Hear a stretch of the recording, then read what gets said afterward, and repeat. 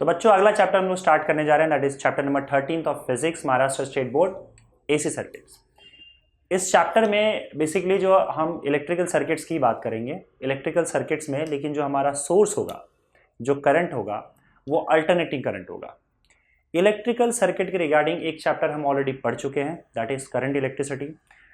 पर current electricity में जो हम लोगों ने सोर्स यूज़ किया था, जो बैटरी या सेल यूज़ किया था, वो सेल हमको डायरेक्ट करंट प्रोवाइड करता था, या जो उसका वोल्टेज था वो डीसी वोल्टेज था।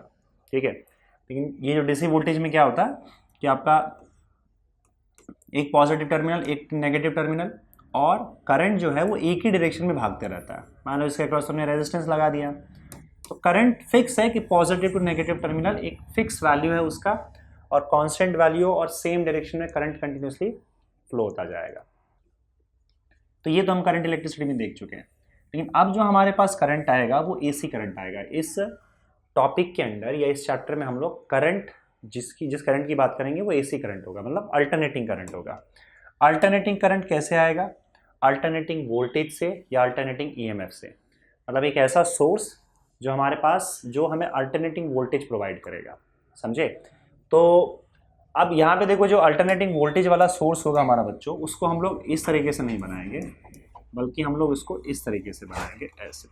ठीक है, अब ये हम ऐसे क्यों बना रहे हैं? क्योंकि अल्टरनेटिंग वोल्टेज जो है उसका एक तरीका होता है आपका, कि अल्टरनेटिंग वोल्टेज क्या करेगा, आपका जो करंट है वो बार बार डायरेक्शन चेंज करते जाता है। हमने लास्ट चैप्टर में देखा था, 12th चैप्टर जो था आपका इलेक्ट्रोमैग्नेटिक इंडक्शन, उसमें हमने देखा था कि हम अल्टरनेटिंग करंट या वोल्टेज कैसे प्रोड्यूस कर सकते हैं। अगर आपको याद होगा तो हमने एसी जनरेटर की बात की थी। एसी जनरेटर याद है ना? AC generator, alternating current generator. तो ये जो जनरेटर था, उसमें वो दो मैग्नेट था, नॉर्थ पोल साउथ पोल, उसके बीच में हमने कॉइल डाला हुआ था। कॉइल को हम घुमा रहे थे, कॉइल को घुमाएंगे तो फ्लक्स चेंज होता है और उसमें ईएमएफ इंड्यूस हो जाता है। वो जो ईएमएफ होता है, देखो ईएमएफ वर्ड और वोल्टेज दोनों अल्टरनेटली यूज किया जा सकता है। कोई ईएमएफ बोल रहा है या वोल्टेज बोल रहा है, दोनों एक ही चीज़ है। बैटरी का ईएमएफ या बैटरी का वोल्टेज जो वो प्रोवाइड करेगा, उसे V लिखो या एप्सिलॉन लिखो या E लिखो। फिलहाल के लिए इन चैप्टर्स के लिए सारी चीज़ें सेम होंगी। थोड़े से डिफरेंसेस होते हैं, पोटेंशियल डिफरेंस और इसमें, लेकिन बैटरी का अगर वोल्टेज बोला जाए तो वही आपका ईएमएफ जो होगा, ईएमएफ बोल लो या बैटरी का वोल्टेज बोल लो, एक ही चीज़ है। तो हमने जो जनरेटर से प्रोड्यूस किया था वो अल्टरनेटिंग ईएमएफ जनरेट किया था। उसका फॉर्मूला अगर आपको याद होगा तो E = E0 sin omega t, ऐसा कुछ आया था। और हमने देखा था कि ये जो वोल्टेज है या ये ईएमएफ है, ये अल्टरनेटिंग है। इसका वैल्यू फिक्स नहीं होता है। एक तो वैल्यू भी कंटिन्यूसली चेंज हो रहा है, क्योंकि यहाँ पे साइन ओमेगा टी पर इसका वैल्यू डिपेंड करता है। दूसरी बात, ये वोल्टेज अपना साइन भी चेंज करता है। अगर आपको ग्राफ याद होगा तो कुछ इस तरीके से ये वोल्टेज ऐसे जाता है। साइन चेंज करता है, इसका मतलब क्या कि वो अपनी पोलैरिटी फ्लिप कर देता है, प्लस का माइनस, माइनस का फ्लिप, प्लस करते रहता है, जिसकी वजह से कंटिन्यूसली आपका डायरेक्शन करंट का चेंज होता रहता है।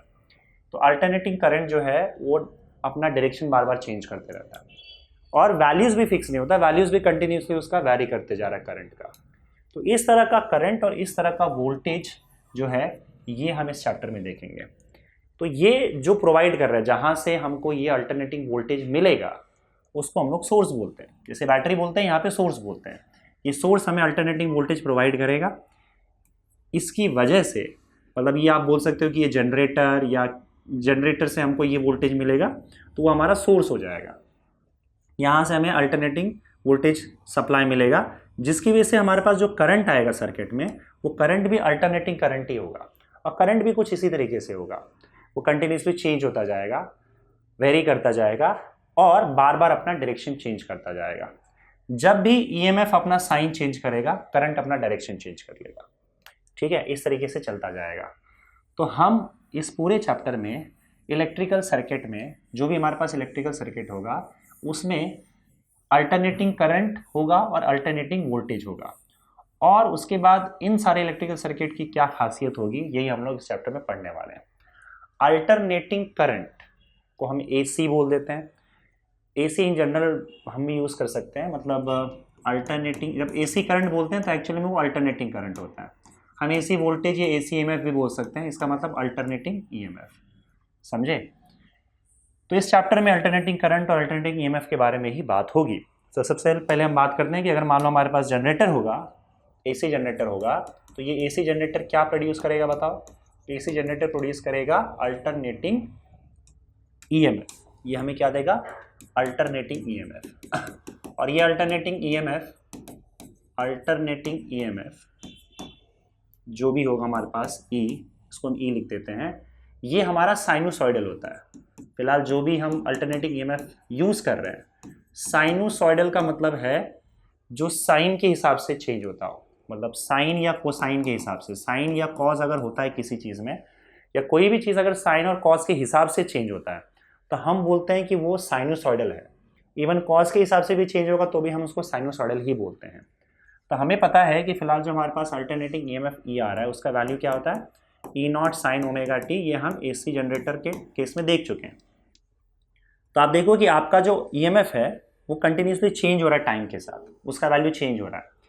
ई नॉट उसका मैक्सिमम वैल्यू है, जिसको हम लोग पीक वैल्यू बोलते हैं, पीक वैल्यू। और टाइम के साथ ये चेंज होता जाएगा, क्योंकि ई आपका वैल्यू टाइम पे डिपेंड करता है। और साइन ओमेगा टी के हिसाब से चेंज होगा। तो ये आपका साइन का ग्राफ आपको दे देगा ईएमएफ का। अगर आप ग्राफ बनाते हो कुछ इस तरीके से, तो मान लो ईएमएफ का मैक्सिमम वैल्यू ई नॉट पे जा रहा है और उसका negative maximum minus E not पे जाएगा। ठीक है, तो अगर आप ये ग्राफ प्लॉट करते हो तो ये माइनस ई से लेकर प्लस ई नॉट, तो आपका ग्राफ कैसा होगा बताओ? आपका ईएमएफ कंटिन्यूसली पहले तो बढ़ेगा, फिर कम होगा, फिर ज़ीरो हो जाएगा, फिर ईएमएफ अपना साइन चेंज कर लेगा और उसके बाद फिर बढ़ेगा, नेगेटिव में मैक्सिमम हो जाएगा, फिर पॉजिटिव होगा, फिर ज़ीरो हो जाएगा, फिर बढ़ेगा, और ये कंटिन्यूसली चलता जाएगा। इस तरह का आपको ईएमएफ मिलेगा। मतलब ईएमएफ का वैल्यू बढ़ेगा, मैक्सिमम पे जाएगा, कम हो जाएगा, ज़ीरो हो जाएगा, फिर नेगेटिव जाएगा, नेगेटिव मैक्सिमम में जाएगा, फिर उसके बाद ज़ीरो हो जाएगा, फिर वापस साइन चेंज करके बढ़ेगा और इस तरह से चलता जाएगा। ठीक है। अब इसको आप क्या कर सकते हो, जैसे मान लो यहाँ पे मैंने इसका ग्राफ जो है ना ओमेगा टी के हिसाब से प्लॉट किया है। मतलब मैं देखना चाहता था कि आपका जो ईएमएफ हो टाइम के हिसाब से कैसे चल रहा है, तो टाइम के हिसाब से इस तरीके से चेंज होता जाएगा। अब देखो यहाँ पे साइन ओमेगा टी जो है ना, ओमेगा टी बेसिकली एक हिसाब से एंगल है, एंगल ही होगा ना, साइन किसी भी एंगल का ही होता है। तो अगर आप एंगल देखोगे तो इन सारे पॉइंट्स पे अगर आप एंगल देखोगे ध्यान से, तो मान लो यहाँ पे आपका एंगल 0 होगा। ये एंगल अगर आप चेक करोगे तो ये एंगल वैल्यू आपको पाई मिल जाएगा और इसका वैल्यू 2 पाई मिल जाएगा, और इसका I think 2 pi plus pi 3 पाई हो जाएगा, if I am not wrong. 0 पाई 2 पाई 3 पाई ऐसे चलता जाएगा। ठीक है। और बीच वाला अगर सपोज करो ये वाला अगर आप वैल्यू देखोगे एंगल का, जहाँ पे ये मैक्सिमम जा रहा है, तो ये आपका पाई/2 हो जाएगा। यहाँ पे आई थिंक 3 पाई/2 हो जाएगा। इस तरह से ये वैल्यूज आपको ओमेगा टी का मिल जाएगा। आप देखो यहाँ पे जैसे मान लो पाई/2 डाल दिया मैंने, ओमेगा टी के जगह पे पाई/2 डाल दिया। पाई/2 का मतलब होता है 90 डिग्री, तो साइन पाई/2 1 हो जाएगा। तो साइन पाई/2 अगर 1 हो गया तो E is equal to E naught हो जाएगा। तो इसका मतलब अगर ओमेगा टी पाई/2 है तो ई का वैल्यू ई नॉट हो जा रहा है, वो देख ही रहे हो आप। अच्छा, ओमेगा टी का वैल्यू पाई डाल दो तो साइन पाई साइन 180 डिग्री 0 होता है, तो ई का वैल्यू 0 हो जाएगा। ओमेगा टी पे ई का वैल्यू 0 होगा, सॉरी पाई पे, ओमेगा टी अगर पाई हो जाए तो पाई पे ई का वैल्यू 0 हो जाएगा। तो देखो यहाँ पे पाई पे ये ग्राफ वापस से 0 पे आ गया। साइन 3 पाई/2 -1 होता है, तो साइन 3 पाई/2 डालोगे तो माइनस ई नॉट हो जाएगा। तो देखो 3 पाई/2 पे माइनस ई नॉट आ रहा है, तो फिट बैठ रहा है ना इस चीज़ों में। तो ये ईएमएफ को हम इस ग्राफ के हिसाब से यहाँ पे रिप्रेजेंट कर सकते हैं। इस तरह का ईएमएफ या इस तरह का वोल्टेज हमें मिलता है, और ये आपका अल्टरनेटिंग वोल्टेज है। ठीक है। अल्टरनेटिंग वोल्टेज जो करंट प्रोवाइड करता है, वो करंट भी कुछ इस तरीके का ही होता है। तो अल्टरनेटिंग करंट की अगर मैं बात करूं, अल्टरनेटिंग करंट, तो अल्टरनेटिंग करंट भी कुछ इस तरीके से होगा। अल्टरनेटिंग करंट भी आपका साइनोसॉइडल ही होगा। अगर आई की बात करेंगे तो ये भी आपका साइनोसॉइडल ही होगा, क्योंकि आपका जो वोल्टेज है या ईएमएफ है वो साइनोसॉइडल है। तो इसका ग्राफ भी कुछ इस तरीके से ही जाएगा, समझे।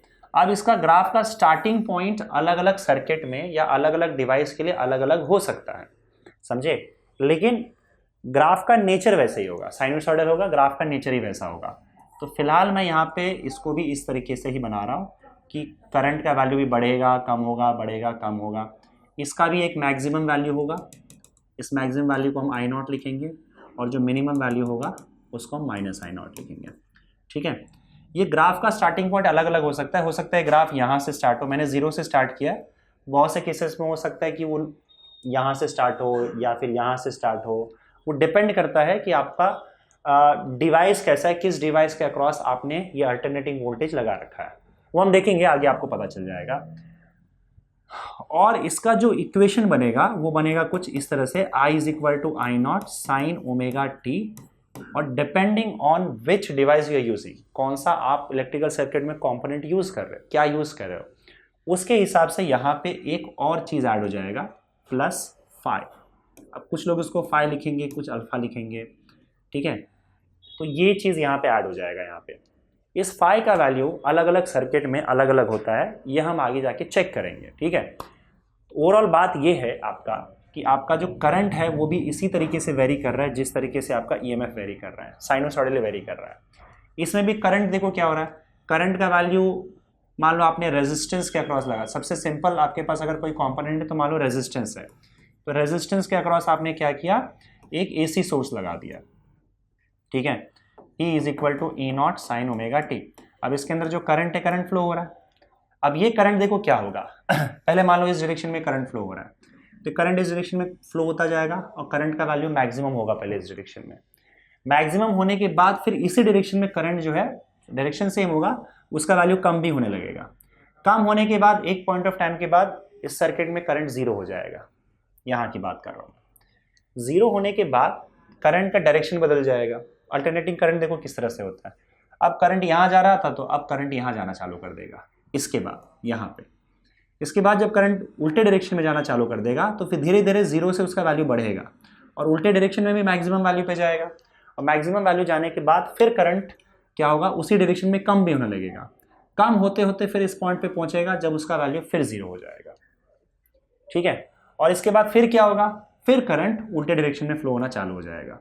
तो आप देखोगे कि बार बार करंट एक डायरेक्शन में पहले बढ़ता है, मैक्सिमम पे जाता है, कम होता है, जीरो होता है, और फिर करंट का डायरेक्शन उल्टा हो जाता है, और उल्टा होने के बाद फिर करंट उल्टे डायरेक्शन में बढ़ेगा, मैक्सिमम पे जाएगा, फिर कम होगा, जीरो होगा, और फिर वो अपना डायरेक्शन चेंज करते रहता है कंटिन्यूसली। इस तरीके से आपका जो एसी करंट है वो अपना डायरेक्शंस बदलता जाएगा और अपने वैल्यूज भी बदलता जाता है, उसका वैल्यू भी फिक्स नहीं होता है। इसी तरीके का करंट जो है हमारे सॉकेट तक, हमारे घर तक आता है। उसके बाद कुछ ऐसे डिवाइसेस हैं जैसे कि आपका एसी हो गया, फ्रिज हो गया, वो डायरेक्टली इस एसी करंट पे ही काम करता है, और कुछ डिवाइसेस है जिसको एसी करंट मतलब वो एसी करंट पे काम नहीं करता है, तो उसको हमको डीसी में कन्वर्ट करना पड़ता है। और कन्वर्ट करने के लिए सेमीकंडक्टर्स में हम पढ़ते हैं कि हम रेक्टिफायर का यूज़ करते हैं, तो फिलहाल हम उसमें नहीं जाएंगे, वो सेमीकंडक्टर्स में आप पढ़ोगे। तो यहाँ पे फिलहाल हम एसी करंट की ही बात करेंगे, इस तरह से एसी करंट होता है समझ गए, और ये इस तरह से वेरी करेगा। अब यहाँ पे देखो जो उसका मैक्सिमम वैल्यू है, जैसे मान लो ये जीरो से मैक्सिमम पे जा रहा है, मैक्सिमम से फिर वापस जीरो पे आ रहा है, फिर नेगेटिव मैक्सिमम पे जा रहा है, और फिर उसके बाद ये वापस से जीरो पे आ रहा है, तो हम बोलेंगे यहाँ से लेकर यहाँ तक हम बोलेंगे कि इसने एक साइकिल कंप्लीट किया, दिस इज वन साइकिल। हम बोलेंगे कि इसने पूरा एक साइकिल कंप्लीट कर लिया। एक साइकिल कंप्लीट करने का मतलब होता है कि करंट का वैल्यू बढ़ेगा मैक्सिमम पे, फिर जीरो होगा, उसके बाद फिर वो अपना डायरेक्शन चेंज करेगा, और डायरेक्शन चेंज करके फिर बढ़ेगा, और फिर बढ़ने के बाद फिर कम होकर जीरो हो जाएगा। जब ये पूरा एक प्रोसेस हो जाता है तो हम बोलते हैं उसने एक साइकिल कंप्लीट किया, जिसमें इसने यहाँ पे अपना एक बार डायरेक्शन चेंज किया, और फिर जीरो होने के बाद एंड में एक बार डायरेक्शन चेंज करेगा। ठीक है, तो ये दूसरा साइकिल स्टार्ट हो जाएगा यहाँ पे। तो ऐसा साइकिल इंडिया में जो हमारे पास एसी करंट होता है उसमें ऐसा साइकिल वो 50 साइकिल्स एक सेकेंड में कंप्लीट करता है। एक सेकेंड में 50 साइकिल्स कंप्लीट करता है, समझ रहे हो ना कितना फास्ट डायरेक्शन चेंज होता है। एक सेकेंड होता है तो पूरा एक साइकिल जो है ऐसे 50 साइकिल्स कंप्लीट हो जाते हैं, मतलब 50 बार करंट अपना डायरेक्शन बदल चुका होता है और वो दूसरे साइकिल में जा चुका होता है। 50 बार एक सेकेंड में, एक सेकेंड की बात कर रहा हूं मैं, इतना रैपिडली करंट अपना डायरेक्शन चेंज करता है। इसको हम फ्रीक्वेंसी बोलते हैं, एसी करंट का फ्रीक्वेंसी बोलते हैं। तो हमारे यहाँ फ्रीक्वेंसी कितना है, 50 हर्ट्ज। 50 हर्ट्ज मतलब 50 साइकिल्स एक सेकेंड में कंप्लीट करता है, समझ गए। अब क्वेश्चन ये है कि अगर मान लो हमसे कोई पूछे कि भाई बात बताओ कि हमारे पास एक एसी करंट है, एसी वोल्टेज है, तो वो कितने वोल्ट का एसी मतलब आपके पास कितने वोल्ट का ईएमएफ है या फिर उसका कितना करंट का वैल्यू है वो बताओ। तो यहाँ बात गड़बड़ हो जाती है, क्योंकि देखो इसका एक वैल्यू होता नहीं है। मान लो मैं करंट की बात करूँ, मेरे पास एसी करंट है, तो एसी करंट का वैल्यू जो है कंटिन्यूसली बदल रहा है, 0 से 5 पे जा रहा है, 5 से 0 पे जा रहा है, फिर 0 से फिर वापस -5 पे जा रहा है, -5 से फिर 0 पे जा रहा है, कंटिन्यूसली वैल्यू बदलता जा रहा है। और इस बीच ऐसा नहीं कि 0 से 5 पे ही सिर्फ जा रहा है, बल्कि 0 से 5 के बीच में जितने वैल्यूज आ रहे हैं करंट उन सारे वैल्यूज को ले रहा है, उन सारे वैल्यूज पे जाके फिर मैक्सिमम 5 पे जा रहा है। तो मैं फिर कोई एक वैल्यू कैसे बोल सकता हूँ कि हाँ इतने एम्पियर का करंट सर्किट में फ्लो हो रहा है। और मुझे अगर बताना है किसी को कि कितना करंट फ्लो हो रहा है, तो मैं क्या बताऊँ उसे, कौन सा वैल्यू बताऊँ। तो जब हमारे पास बहुत सारे वैल्यूज होते हैं तो हमारे पास एक ऑप्शन ये होता है कि हम एवरेज वैल्यू निकालें, इसका एवरेज वैल्यू निकाल के बता दें। पर एवरेज निकाले तो कितने टाइम का निकालें, कब तक का निकालें, ये भी एक हिसाब से समझ लो ओमेगा टी ही प्लॉट किया हम लोगों ने, कितने टाइम का निकले और कितना मतलब कब तक का एवरेज वैल्यू निकाले, क्योंकि ये तो कंटिन्यूसली चलता जाएगा। तो हमने पहले डिसाइड किया कि एक काम करते हैं, हम एक साइकिल का एवरेज वैल्यू निकाल लेते हैं कि एक साइकिल में जो भी करंट्स हैं या जो भी ईएमएफ का वैल्यूज हमारे पास आ रहा है उसका एवरेज वैल्यू निकालते हैं। तो हमने बात की एवरेज वैल्यूज की, ठीक है। तो सबसे पहले बात करते हैं average value, average values over a complete cycle, over a complete cycle. लेकिन अगर आप ध्यान से देखोगे तो अगर एक कंप्लीट साइकिल की हम बात करें तो एक कंप्लीट साइकिल में करंट ने जितने पॉजिटिव वैल्यूज जो पॉजिटिव वैल्यूज लिए हैं उसी वैल्यू को अगले हाफ साइकिल में, इसको हाफ साइकिल बोला जाता है, ये आधा साइकिल है ना और ये दूसरा आधा साइकिल, टोटल मिला के एक साइकिल हो गया। इसने इस हाफ साइकिल में जितने पॉजिटिव वैल्यूज लिए थे वो सारे वैल्यूज उसने नेगेटिव हाफ साइकिल में नेगेटिव में रिपीट कर डाले। तो जब आप एवरेज लेते हो तो कैसे लेते हो बताओ, मैं इस हिसाब से समझा रहा हूँ, बाकी मैथमेटिकली वो इंटीग्रेट करके आ जाता है, लेकिन आप ऐसे भी समझ लो ना कि सारे पॉजिटिव वैल्यूज है वही सारे वैल्यूज जो है नेगेटिव में यहाँ पे रिपीट हो गए।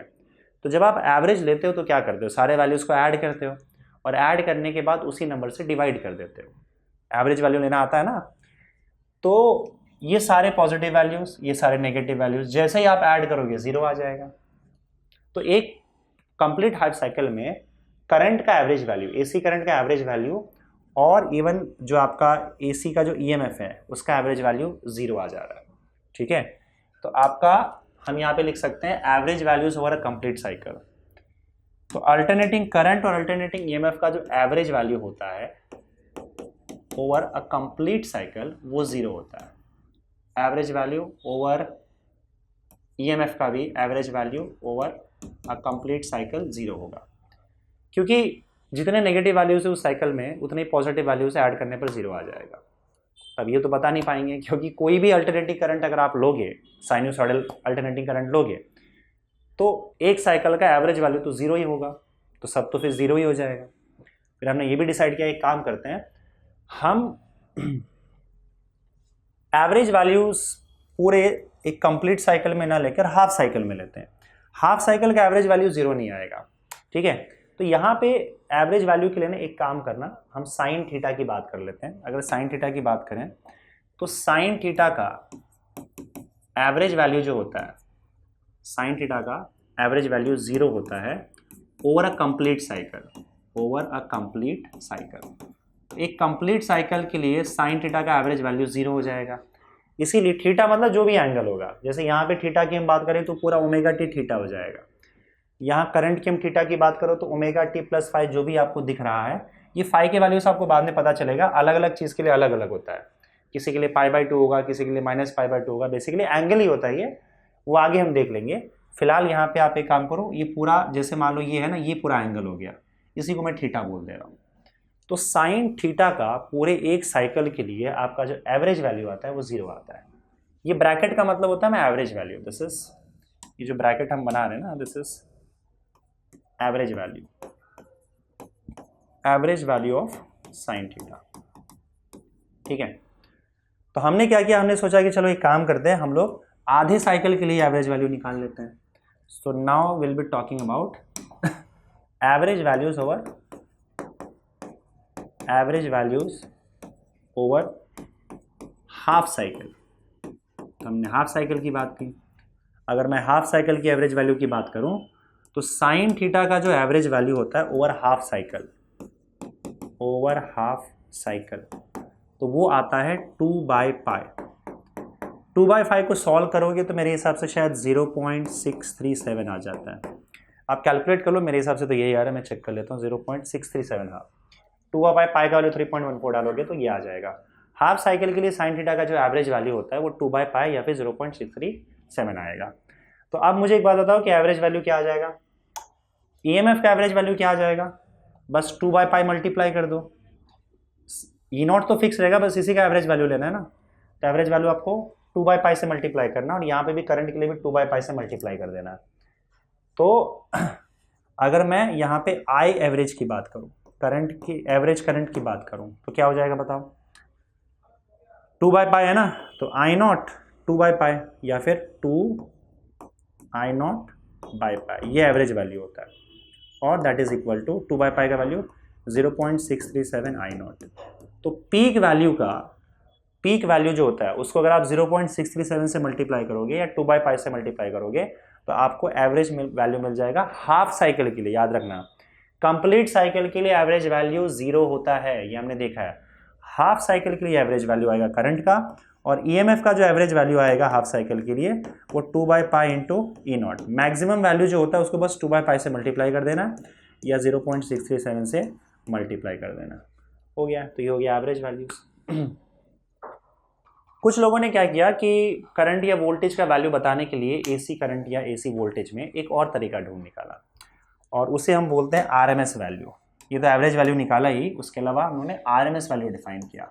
आरएमएस वैल्यूज, आरएमएस का मतलब होता है root mean square, root mean square values. अब ये वैल्यूज कैसे डिसाइड किया गया और इसका मैथमेटिकल फॉर्मुलेशन क्या बना, ये भी हम लोग चेक करेंगे। तो सबसे पहले हम बात करते हैं कि भाई देखो ये इसका बेस क्या बना। इसका बेस बना heating effect of current, heating effect of current. देखो सबको पता है कि अगर मान लो आप किसी रेजिस्टर में, किसी वायर में अगर आप करंट फ्लो करवाते हो तो रेजिस्टेंस की वजह से हीट बाहर निकलता है, हीट जनरेट होता है। उस हीट का वैल्यू क्या होता है, I²RT। जो भी हीट प्रोड्यूस होता है उस हीट का वैल्यू क्या होता है, I²RT। आई मतलब करंट होगा, I²R इंटू टी, इतना हीट जनरेट होता है टी टाइम में। इसी को बेस बना लिया। इन्होंने क्या बोला कि देखो अगर सपोज करो मैं एक सर्किट लेता हूँ, रेजिस्टेंस लेता हूँ, और इस रेजिस्टेंस में क्या करता हूँ, एक particular amount of current generate करता हूँ, करंट भेजता हूँ, डीसी करंट भेजता हूँ। This is DC current, direct current. Direct current है, डायरेक्ट वोल्टेज हमने सप्लाई किया। इसने जो भी हीट प्रोड्यूस किया वो नोट डाउन कर लो। मान लो 5 सेकंड में उसने 10 जूल प्रोड्यूस किया। 10 जूल प्रोड्यूस किया कितने में, 5 सेकेंड्स में। अब एक काम करो, इसके अंदर एसी सोर्स लगा दो। यहीं पे सेम रेजिस्टेंस के अक्रॉस, सेम रेजिस्टेंस आ रहा है, इसके अक्रॉस एसी सोर्स लगा दो। जो भी एसी करंट है हमारे पास वो एसी करंट लगा दो, और इस एसी करंट में उतना ही करंट भेजो, उतना ही करंट भेजो इस एसी करंट का, ये भी 10 सेकेंड में 5 जूल हीट, सॉरी ये भी 5 सेकेंड में 10 जूल हीट ही दे। तो इसका मतलब इसमें जो करंट फ्लो हो रहा है और इसमें जो करंट फ्लो हो रहा है वो दोनों सेम हो जाएगा। समझे कि नहीं समझे? हमने क्या किया, रेजिस्टेंस चूज किया, या उसको आप ऐसे उल्टा भी कर सकते हो कि इसके थ्रू जो भी करंट पास हो रहा है 5 सेकंड के लिए इस एसी करंट को पास करो। 5 सेकंड में मान लो इसने 10 जूल फेंका, तो अब आप क्या करो, इस एसी को हटा के डीसी लगा दो, और डीसी में उतना ही करंट भेजो जिससे इस डीसी सोर्स में भी 5 सेकंड में 10 जूल हीट ही बाहर आए इसके। समझे?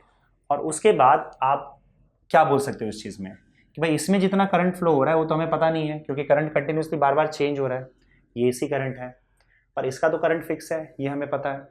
तो हमने क्या बोला, इसके अंदर जो भी करंट फ्लो हो रहा है इसके अंदर वो आपका आरएमएस वैल्यू हो जाएगा। इसके अंदर जो भी डीसी करंट फ्लो हो रहा है वो इसका आरएमएस वैल्यू हो जाएगा, इस एसी सर्किट का आरएमएस वैल्यू हो जाएगा। मतलब इस करंट को ये वाला वैल्यू रिप्रेजेंट कर रहा है। समझे? और हमें ये पता चला कि जैसे यहाँ पे जो भी एसी करंट था उसका जो मैक्सिमम वैल्यू था आई नॉट, जो भी मैक्सिमम वैल्यू था उस आई नॉट को अगर आप सपोज करो √2 से डिवाइड करोगे तो आपको ये वाला करंट का वैल्यू मिल जाएगा, दैट इज IRMS। मतलब RMS वैल्यू जो है किसी भी करंट का वो पीक वैल्यू को √2 से डिवाइड करके आपको आ जाएगा। RMS भी एक टाइप का एवरेज वैल्यू ही होता है कहने का मतलब ये है कि अगर आप RMS वैल्यू की बात कर रहे हो किसी भी AC सोर्स का, that is I not divided by √2, peak value divided by √2, तो ये उसके DC करंट के बराबर वाला वैल्यू को वो रिप्रेजेंट करता है। मतलब अगर आप इतना करंट किसी मतलब आप जो भी करंट इसके थ्रू फ्लो कर रहे हो उसको रिप्रेजेंट करने के लिए हम RMS वैल्यू इसका यूज करते हैं। मतलब जैसे कि अगर मान लो कोई करंट है, AC करंट है, उसका मैक्सिमम वैल्यू 10 एम्पियर है, ठीक है। अब इसका जो भी RMS वैल्यू होगा वो इसको रिप्रेजेंट करेगा, वो एक वैल्यू जो होगा वो इसको रिप्रेजेंट करेगा, और इसका RMS वैल्यू क्या हो जाएगा आपका, that will be equal to maximum value क्या 10 है ना, 10 डिवाइडेड बाई √2। तो हम ये बोलेंगे कि ये जो AC करंट है इस AC करंट का वैल्यू 10 बाई √2 है। मतलब हम वो जो एक वैल्यू बोलना चाहते थे वो एक वैल्यू हम RMS वैल्यू बोलेंगे उसका। तो जब मैं बोलूंगा किसी को कि भाई देखो मेरे पास AC सोर्स है और AC सोर्स में 10 बाई √2 करंट फ्लो हो रहा है, तो इसका मतलब मैं RMS वैल्यू की बात कर रहा हूँ। जब मैं AC करंट का एक ही वैल्यू बोलता हूँ, एक ही वैल्यू, क्योंकि RMS वैल्यू ही उस AC करंट को रिप्रेजेंट करता है, क्योंकि यही वो वैल्यू है कि इतना अगर सपोज करो आप DC सोर्स में करंट फ्लो करवाओगे तो ये उतना ही हीट देगा जितना हीट ये AC करंट दे रहा था। तो हमने क्या किया, अगर AC करंट के लिए कोई एक वैल्यू हमको बताना है, रिप्रेजेंट करना है, तो वो एक वैल्यू हम उसका RMS वैल्यू बताते हैं। तो अगर आपको AC EMF का, अल्टरनेटिंग EMF का कोई एक ही वैल्यू बता रहा है तो इसका मतलब वो RMS वैल्यू है। अगर AC करंट का एक ही वैल्यू बता रहा है इसका मतलब वो RMS करंट है, ठीक है, RMS वैल्यू है उस चीज़ का। तो AC सोर्स का RMS करंट का value I not divided by √2 हो जाएगा, और अगर हम लोग EMF लेंगे RMS वैल्यू तो वो हो जाएगा E नॉट डिवाइडेड बाई ये RMS वैल्यू, ठीक है। वैसे आप इसको मैथमेटिकली भी डिफाइन कर सकते हैं, हमने मैथमेटिकली भी डिफाइन किया। मैथमेटिकली RMS का वैल्यू हमने कैसे डिफाइन किया, ERMS is equal to √ E dt from 0 to t divided by integration from 0 to t dt, इस तरीके से डिफाइन किया जाता है। तुम्हारे बुक में डी थीटा के टर्म्स में डिफाइन करके इसको डिराइव भी किया हुआ है, लेकिन उस चीज़ के मेरे हिसाब से मुझे लगता नहीं कि ज़रूरत पड़ेगी और उस कॉम्प्लिकेशन में फंसना नहीं है, क्योंकि और भी इंपॉर्टेंट चीज़ें में पढ़नी है।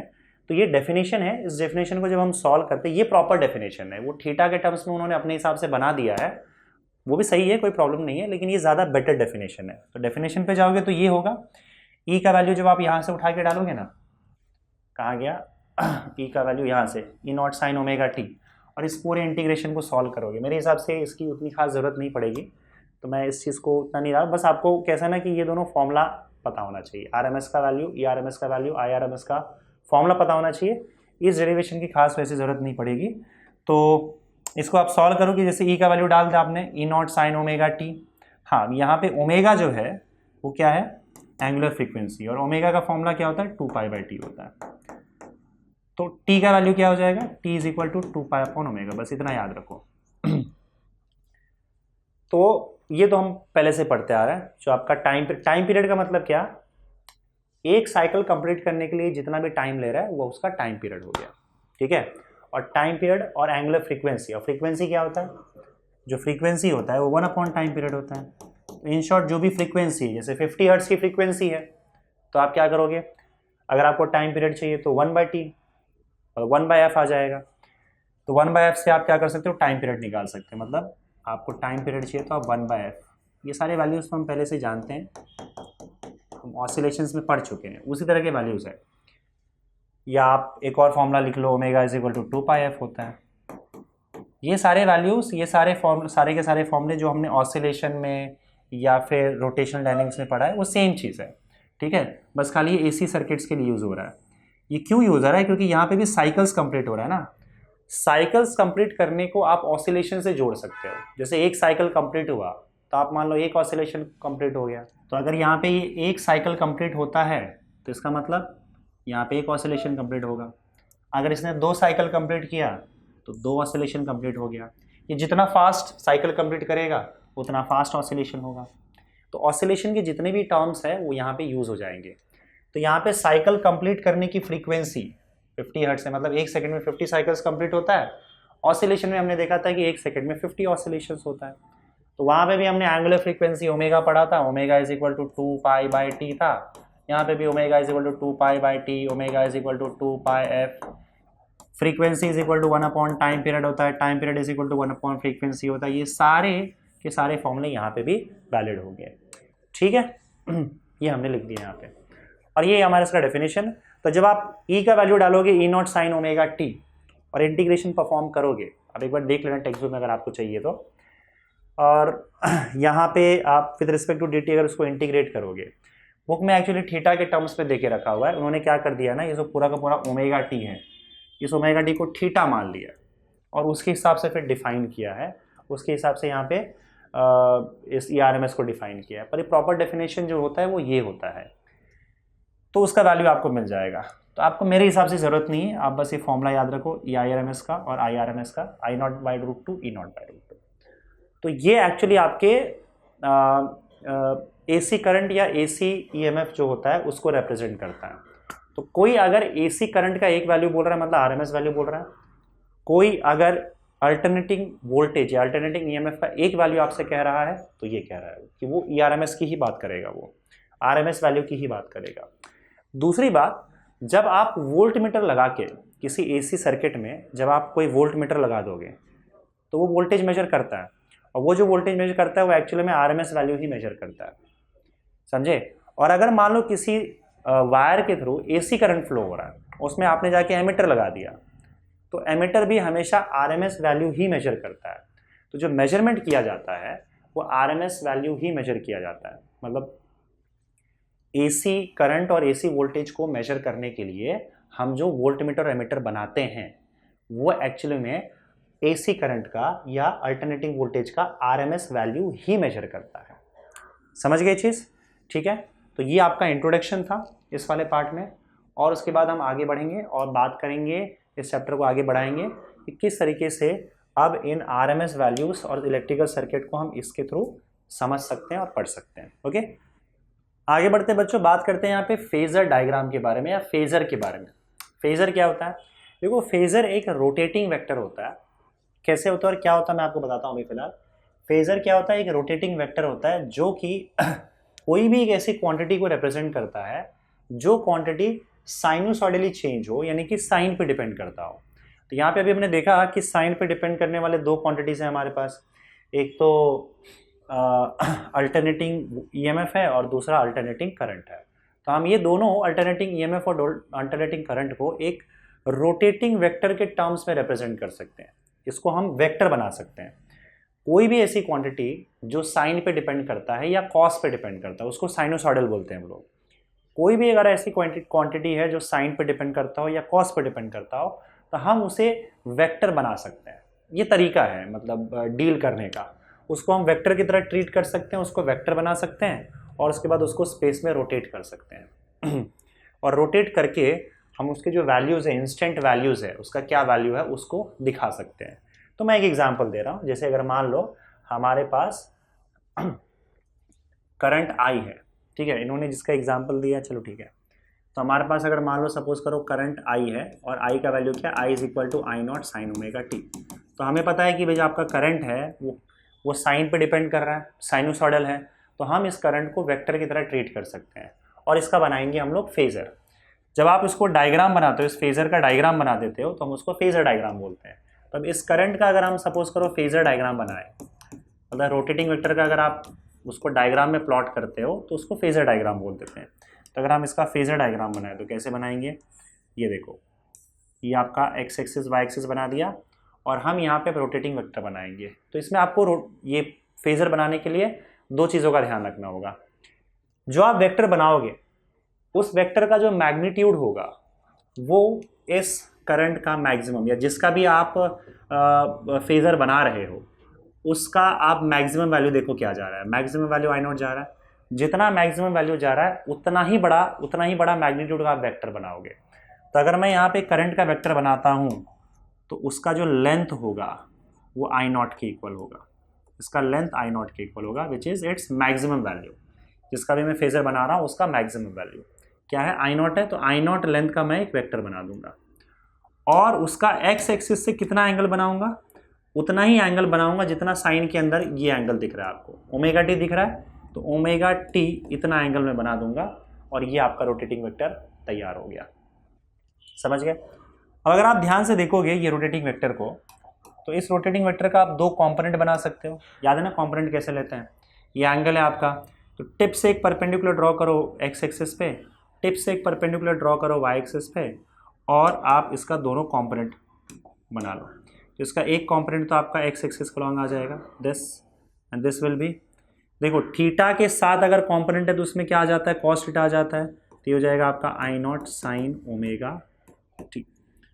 और ये आपका क्या आ जाएगा बताओ, इसका y कंपोनेंट क्या आ जाएगा, y component will B, theta से अलग है तो उसमें साइन थीटा आ जाएगा, y component will be I not sine omega T. और ये जो I not sine omega T है यही आपका I हो जाएगा। तो इसका जो y कंपोनेंट है, ये y कंपोनेंट आपको ये इंस्टेंटेनियस वैल्यू बताएगा। जैसे मान लो अगर t बदल गया, टाइम बदल गया, थोड़ा टाइम अगर आप रुक जाओ तो इससे क्या होगा बताओ, ये वेक्टर घूमता जाएगा, ये जो वेक्टर होगा आपका ये कंटिन्यूसली रोटेट होता जाएगा, और ये किस एंगुलर वेलोसिटी से रोटेट होगा, ओमेगा एंगुलर वेलोसिटी से, जो आपको यहाँ पे दिख जाएगा।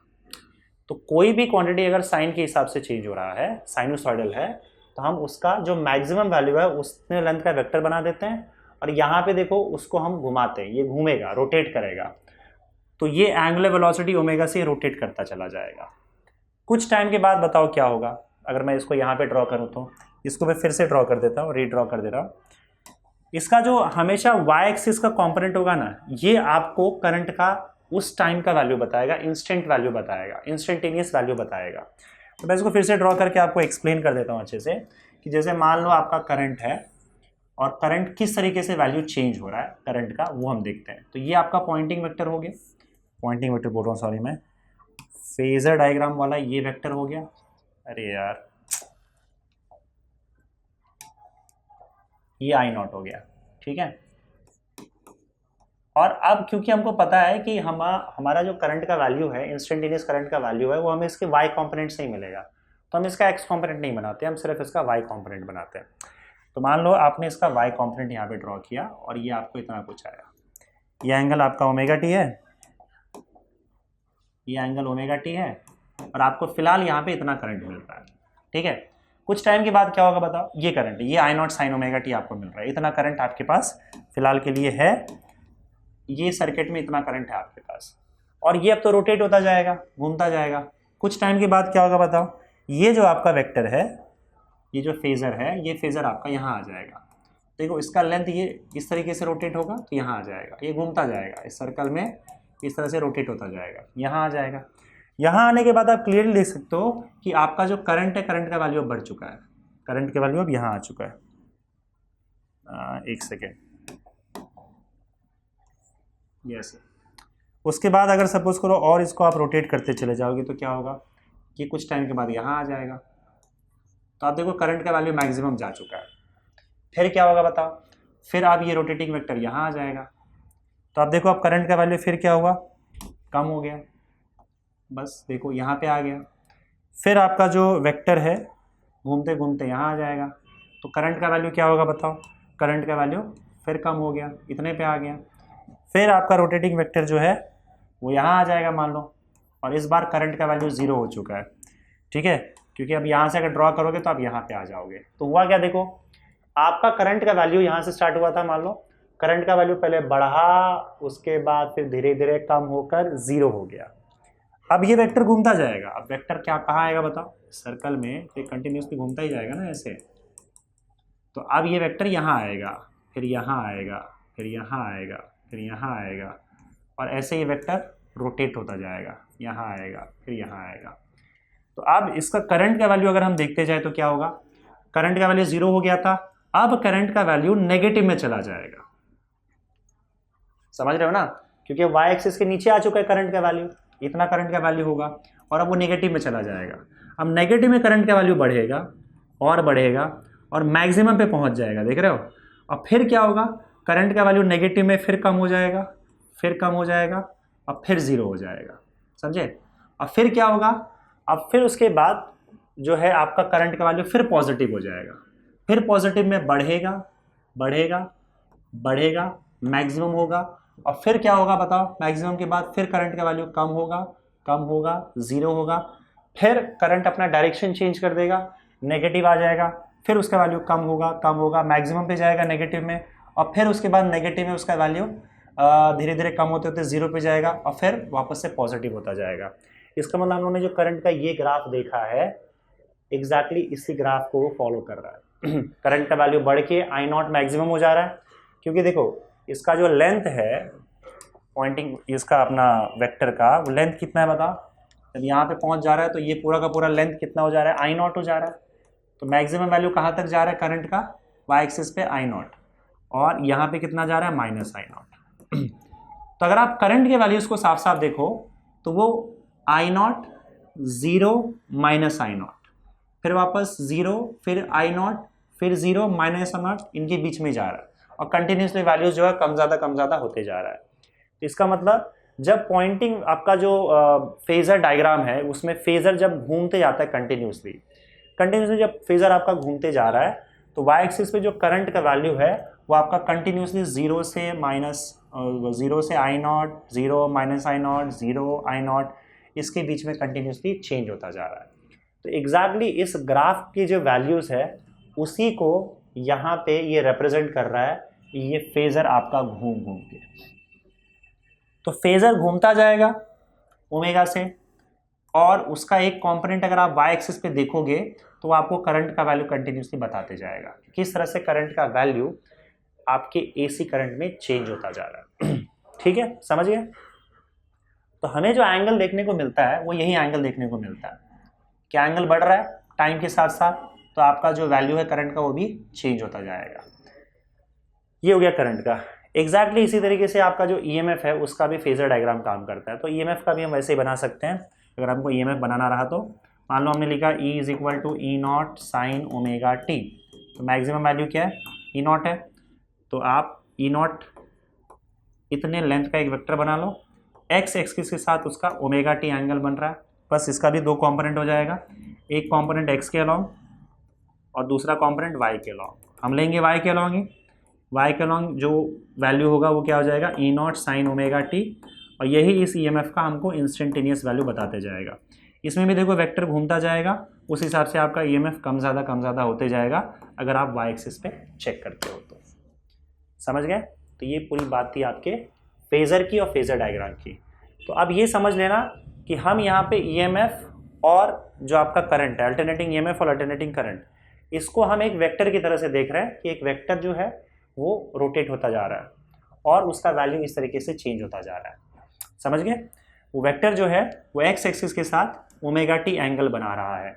तो हम यहाँ पे एक वेक्टर की तरह डील कर सकते हैं अल्टरनेटिंग करंट और अल्टरनेटिंग ईएमएफ को। उस वेक्टर में जो उस वेक्टर का लेंथ होगा वो कितना होगा, आई नॉट होगा, और जो एंगल बना रहा है एक्स एक्सिस के साथ वो ओमेगा टी होगा। उसी तरीके से अगर मैं ईएमएफ की बात करूँ तो ईएमएफ का जो वेक्टर है जिसको हम फेजर बोलते हैं, वेक्टर नहीं बोलते हैं, याद रखना वेक्टर वर्ड यूज़ नहीं करना है, फेजर यूज़ करना है। तो ये जो फेजर होगा इसका जो वैल्यू होगा या जो मैग्नीट्यूड होगा वो इसका मैक्सिमम वैल्यू ए नॉट होगा और वो एक्स एक्सिस के साथ ओमेगा टी एंगल बनाएगा। समझ गए।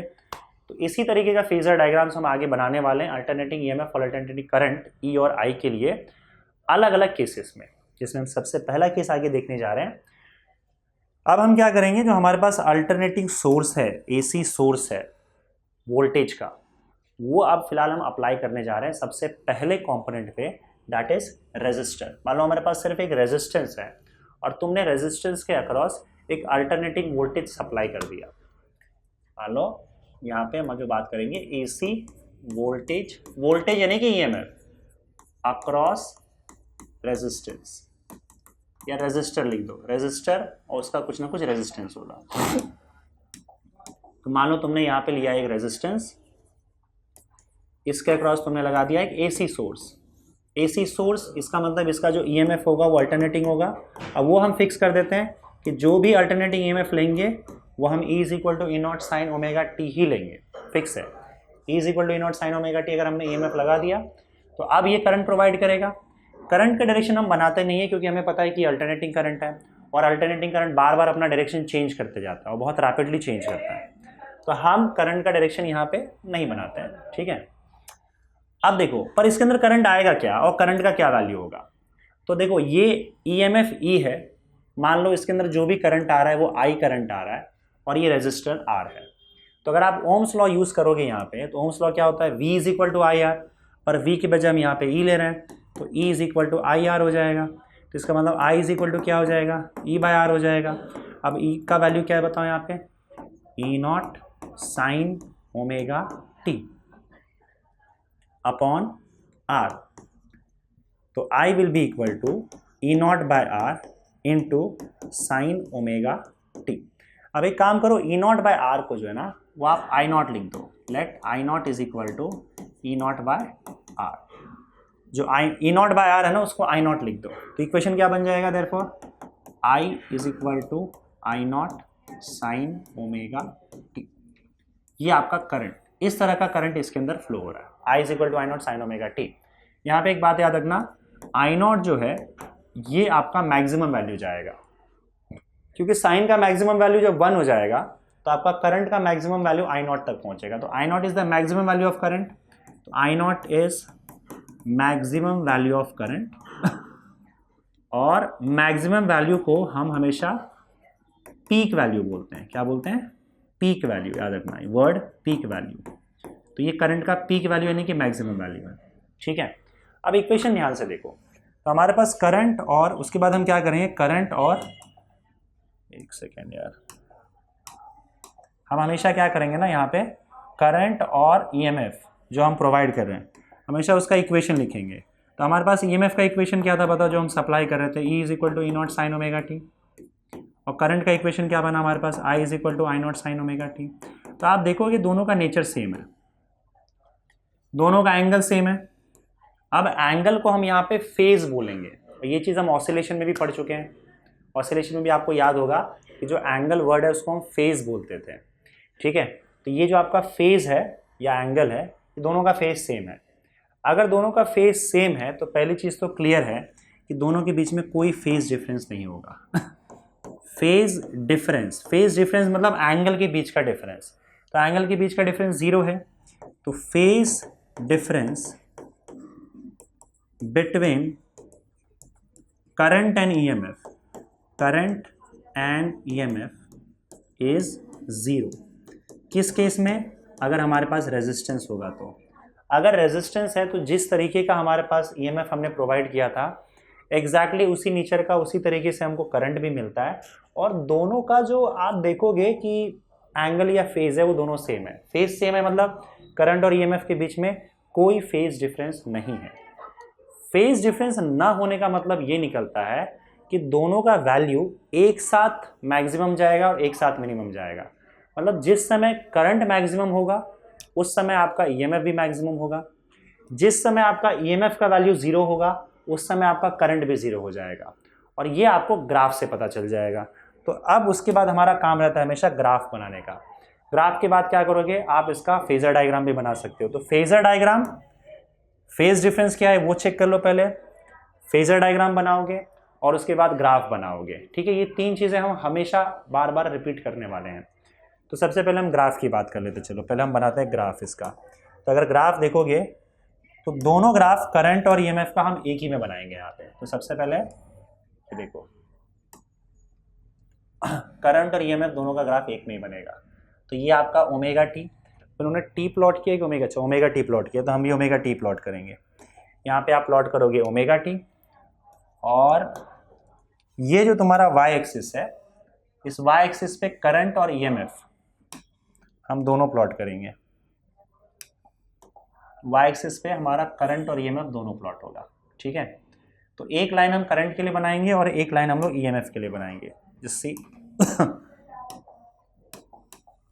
तो मान लो ये आपका EMF के लिए है, ये यहाँ से यहाँ तक ये आपका EMF के लिए, और दूसरा लाइन जो है हम वो ड्रॉ कर देते हैं करंट के लिए। करंट मान लो, कोई भी ग्राफ आप ऊपर नीचे बना सकते हो, पर मैं बुक के हिसाब से जा रहा हूँ, बुक में इन्होंने करंट का ग्राफ नीचे बनाया। कहने का मतलब ये है कि आपका करंट जो है हमको पता है अल्टरनेटिंग करंट है, तो alternating current I not maximum value और नेगेटिव में maximum value minus I naught हो जाएगा। ईएमएफ का ई नॉट मैक्सिमम वैल्यू और माइनस ई नॉट वैल्यू आ जाएगा। अब देखते हैं हमारा कि ग्राफ जो है कहाँ से स्टार्ट हो रहा है। देखो ईएमएफ की बात कर लेते हैं। ईएमएफ में टी का वैल्यू अगर 0 डालोगे तो आपका ई का वैल्यू 0 हो जाएगा, मतलब ग्राफ आपका 0 से स्टार्ट हो रहा है और 0 से स्टार्ट होगा पॉजिटिव वैल्यूज पे जाएगा। और ईएमएफ का फिर ये मैक्सिमम वैल्यू, फिर 0, फिर आपका मिनिमम वैल्यू। अरे यार एक सेकेंड, ग्राफ ऐसा है ना, यहाँ पे फिर यहाँ पे फिर यहाँ पे और फिर, तो आपका जो ये ग्राफ है ये ईएमएफ का ग्राफ बन रहा है। ठीक है, this is E is equal to E naught, E is equal to E not sine omega T का ग्राफ है। तो आप देख सकते हो, और यहाँ पे जो वैल्यूज है वो वैल्यूज भी आप ऐसे प्लॉट करोगे, 0, ये आपका पाई, ये आपका 2 पाई और ये आपका 3 पाई। तो आप ओमेगा टी का वैल्यू अगर आप 0 डालते हो यहाँ पे तो ये 0 हो जाएगा। ओमेगा टी का वैल्यू पाई डालोगे तो साइन पाई का वैल्यू 0 होता है और ये आपका पाई/2 हो जाएगा। ये जो वैल्यू है इसको लिखने की ज़रूरत नहीं है, पर लिख दो अगर चाहिए तो आपको। तो साइन पाई/2 का वैल्यू 1 होता है, तो ई का वैल्यू ई नॉट हो जाएगा, पॉजिटिव ई नॉट हो जाएगा। ये 3 पाई/2 हो जाएगा, 3 पाई/2 पे -1 जा रहा है, साइन 3 पाई/2 पे माइनस ई नॉट आ जाएगा। ये ग्राफ आपका आ गया। ये ग्राफ किसका है बताओ? ईएमएफ का है। अब देखो इन दोनों में कुछ फर्क नहीं है, बस ई नॉट का आई नॉट हो गया है, तो आपका करंट का भी ग्राफ एग्जैक्टली सेम आएगा। तो अगर मैं करंट के ग्राफ की बात करूं तो करंट का ग्राफ भी वैसे ही आएगा एग्जैक्टली, और करंट का ग्राफ मैं कुछ ऐसे बना रहा हूँ देखो पर इसका वैल्यू आई नॉट और माइनस आई नॉट के बीच में होगा ना, तो ये भी वैसे ही जाएगा जैसा आपका ग्राफ इसका है, इसका भी ग्राफ एग्जैक्टली सेम होगा इस तरीके से, I not minus I not. अरे यार ध्यान से बनाना है इसको, ऐसे ऐसे ऐसे। अब दोनों ग्राफ अगर आप ध्यान से देखोगे तो ये ग्राफ जो आपने बनाया है वो I is equal to I not sine omega T का ग्राफ है। तो आप देख सकते हो दोनों एक साथ, दोनों का वैल्यू 0 जा रहा है, दोनों का वैल्यू एक साथ पॉजिटिव एक साथ नेगेटिव जा रहा है, मैक्सिमम पे जा रहा है। तो जैसा जैसा ग्राफ आपका ईएमएफ का है वैसा वैसा करंट का भी है। करंट मैक्सिमम पे, ईएमएफ भी मैक्सिमम पे, ईएमएफ 0 हो जा रहा है, करंट भी 0 हो जा रहा है। तो दोनों के बीच में कोई लैग नहीं है, ऐसा नहीं कि पहले कोई मैक्सिमम पे चला गया उसके बाद कोई दूसरा मैक्सिमम पे जा रहा है, दोनों साथ में चल रहा है। और क्यों? क्योंकि यहाँ पे देखो दोनों के बीच का फेज डिफरेंस 0 है, एग्जैक्टली दोनों एक साथ ग्राफ चलेगा आपका। ये तो ग्राफ हो गया, दोनों के बीच का फेज डिफरेंस हो गया। और उसके बाद हम बात करेंगे इसके पॉइंटिंग वेक्टर की। पॉइंटिंग वेक्टर क्यों बोल रहा हूँ बार बार मैं यार, सॉरी, फेजर की। इसकी बात करेंगे हम लोग फेजर डायग्राम की। तो फेजर डायग्राम देखो कैसे बनाएंगे हम लोग। फेजर डायग्राम में क्या था, आपको बनाना था वेक्टर इस तरीके से। तो फेजर डायग्राम देखो कैसे बनेगा, ये आपका एक्स एक्सिस और वाई एक्सिस, और यहाँ पे आप फेजर डायग्राम बनाओगे। अब देखो फेजर डायग्राम जो है इस केस में वो दोनों का एक जैसा ही बनेगा क्योंकि दोनों का एंगल सेम है। तो मैं पहले ई नॉट का बना देता हूँ, ये आपका ई नॉट, और इसका वाई कॉम्पोनेंट ही सिर्फ लेना है। तो ये आपका क्या हो जाएगा, E not sine omega T, E not sine omega T, ये पूरा पार्ट यहाँ से लेकर यहाँ तक, और ये एंगल कितना हो जाएगा, ओमेगा टी हो जाएगा। ठीक है, क्योंकि इसका एंगल कितना है, ओमेगा टी है। अच्छा, आई नॉट का भी एंगल ओमेगा टी है, तो आप आई नॉट का भी ग्राफ वहीं बनाओगे। तो मान लेते हैं यहाँ से लेकर यहाँ तक आपका आई नॉट बन गया, वही बनेगा ना, ये आई नॉट बन गया। ठीक है, और आई नॉट का वैल्यू यहाँ तक जाएगा, यहाँ तक, ये वाला वैल्यू जो दिख रहा है ना आपको, ये आई नॉट है। तो मैं यहाँ पे लिख देता हूँ I not sine omega T, यहाँ से लेकर यहाँ तक।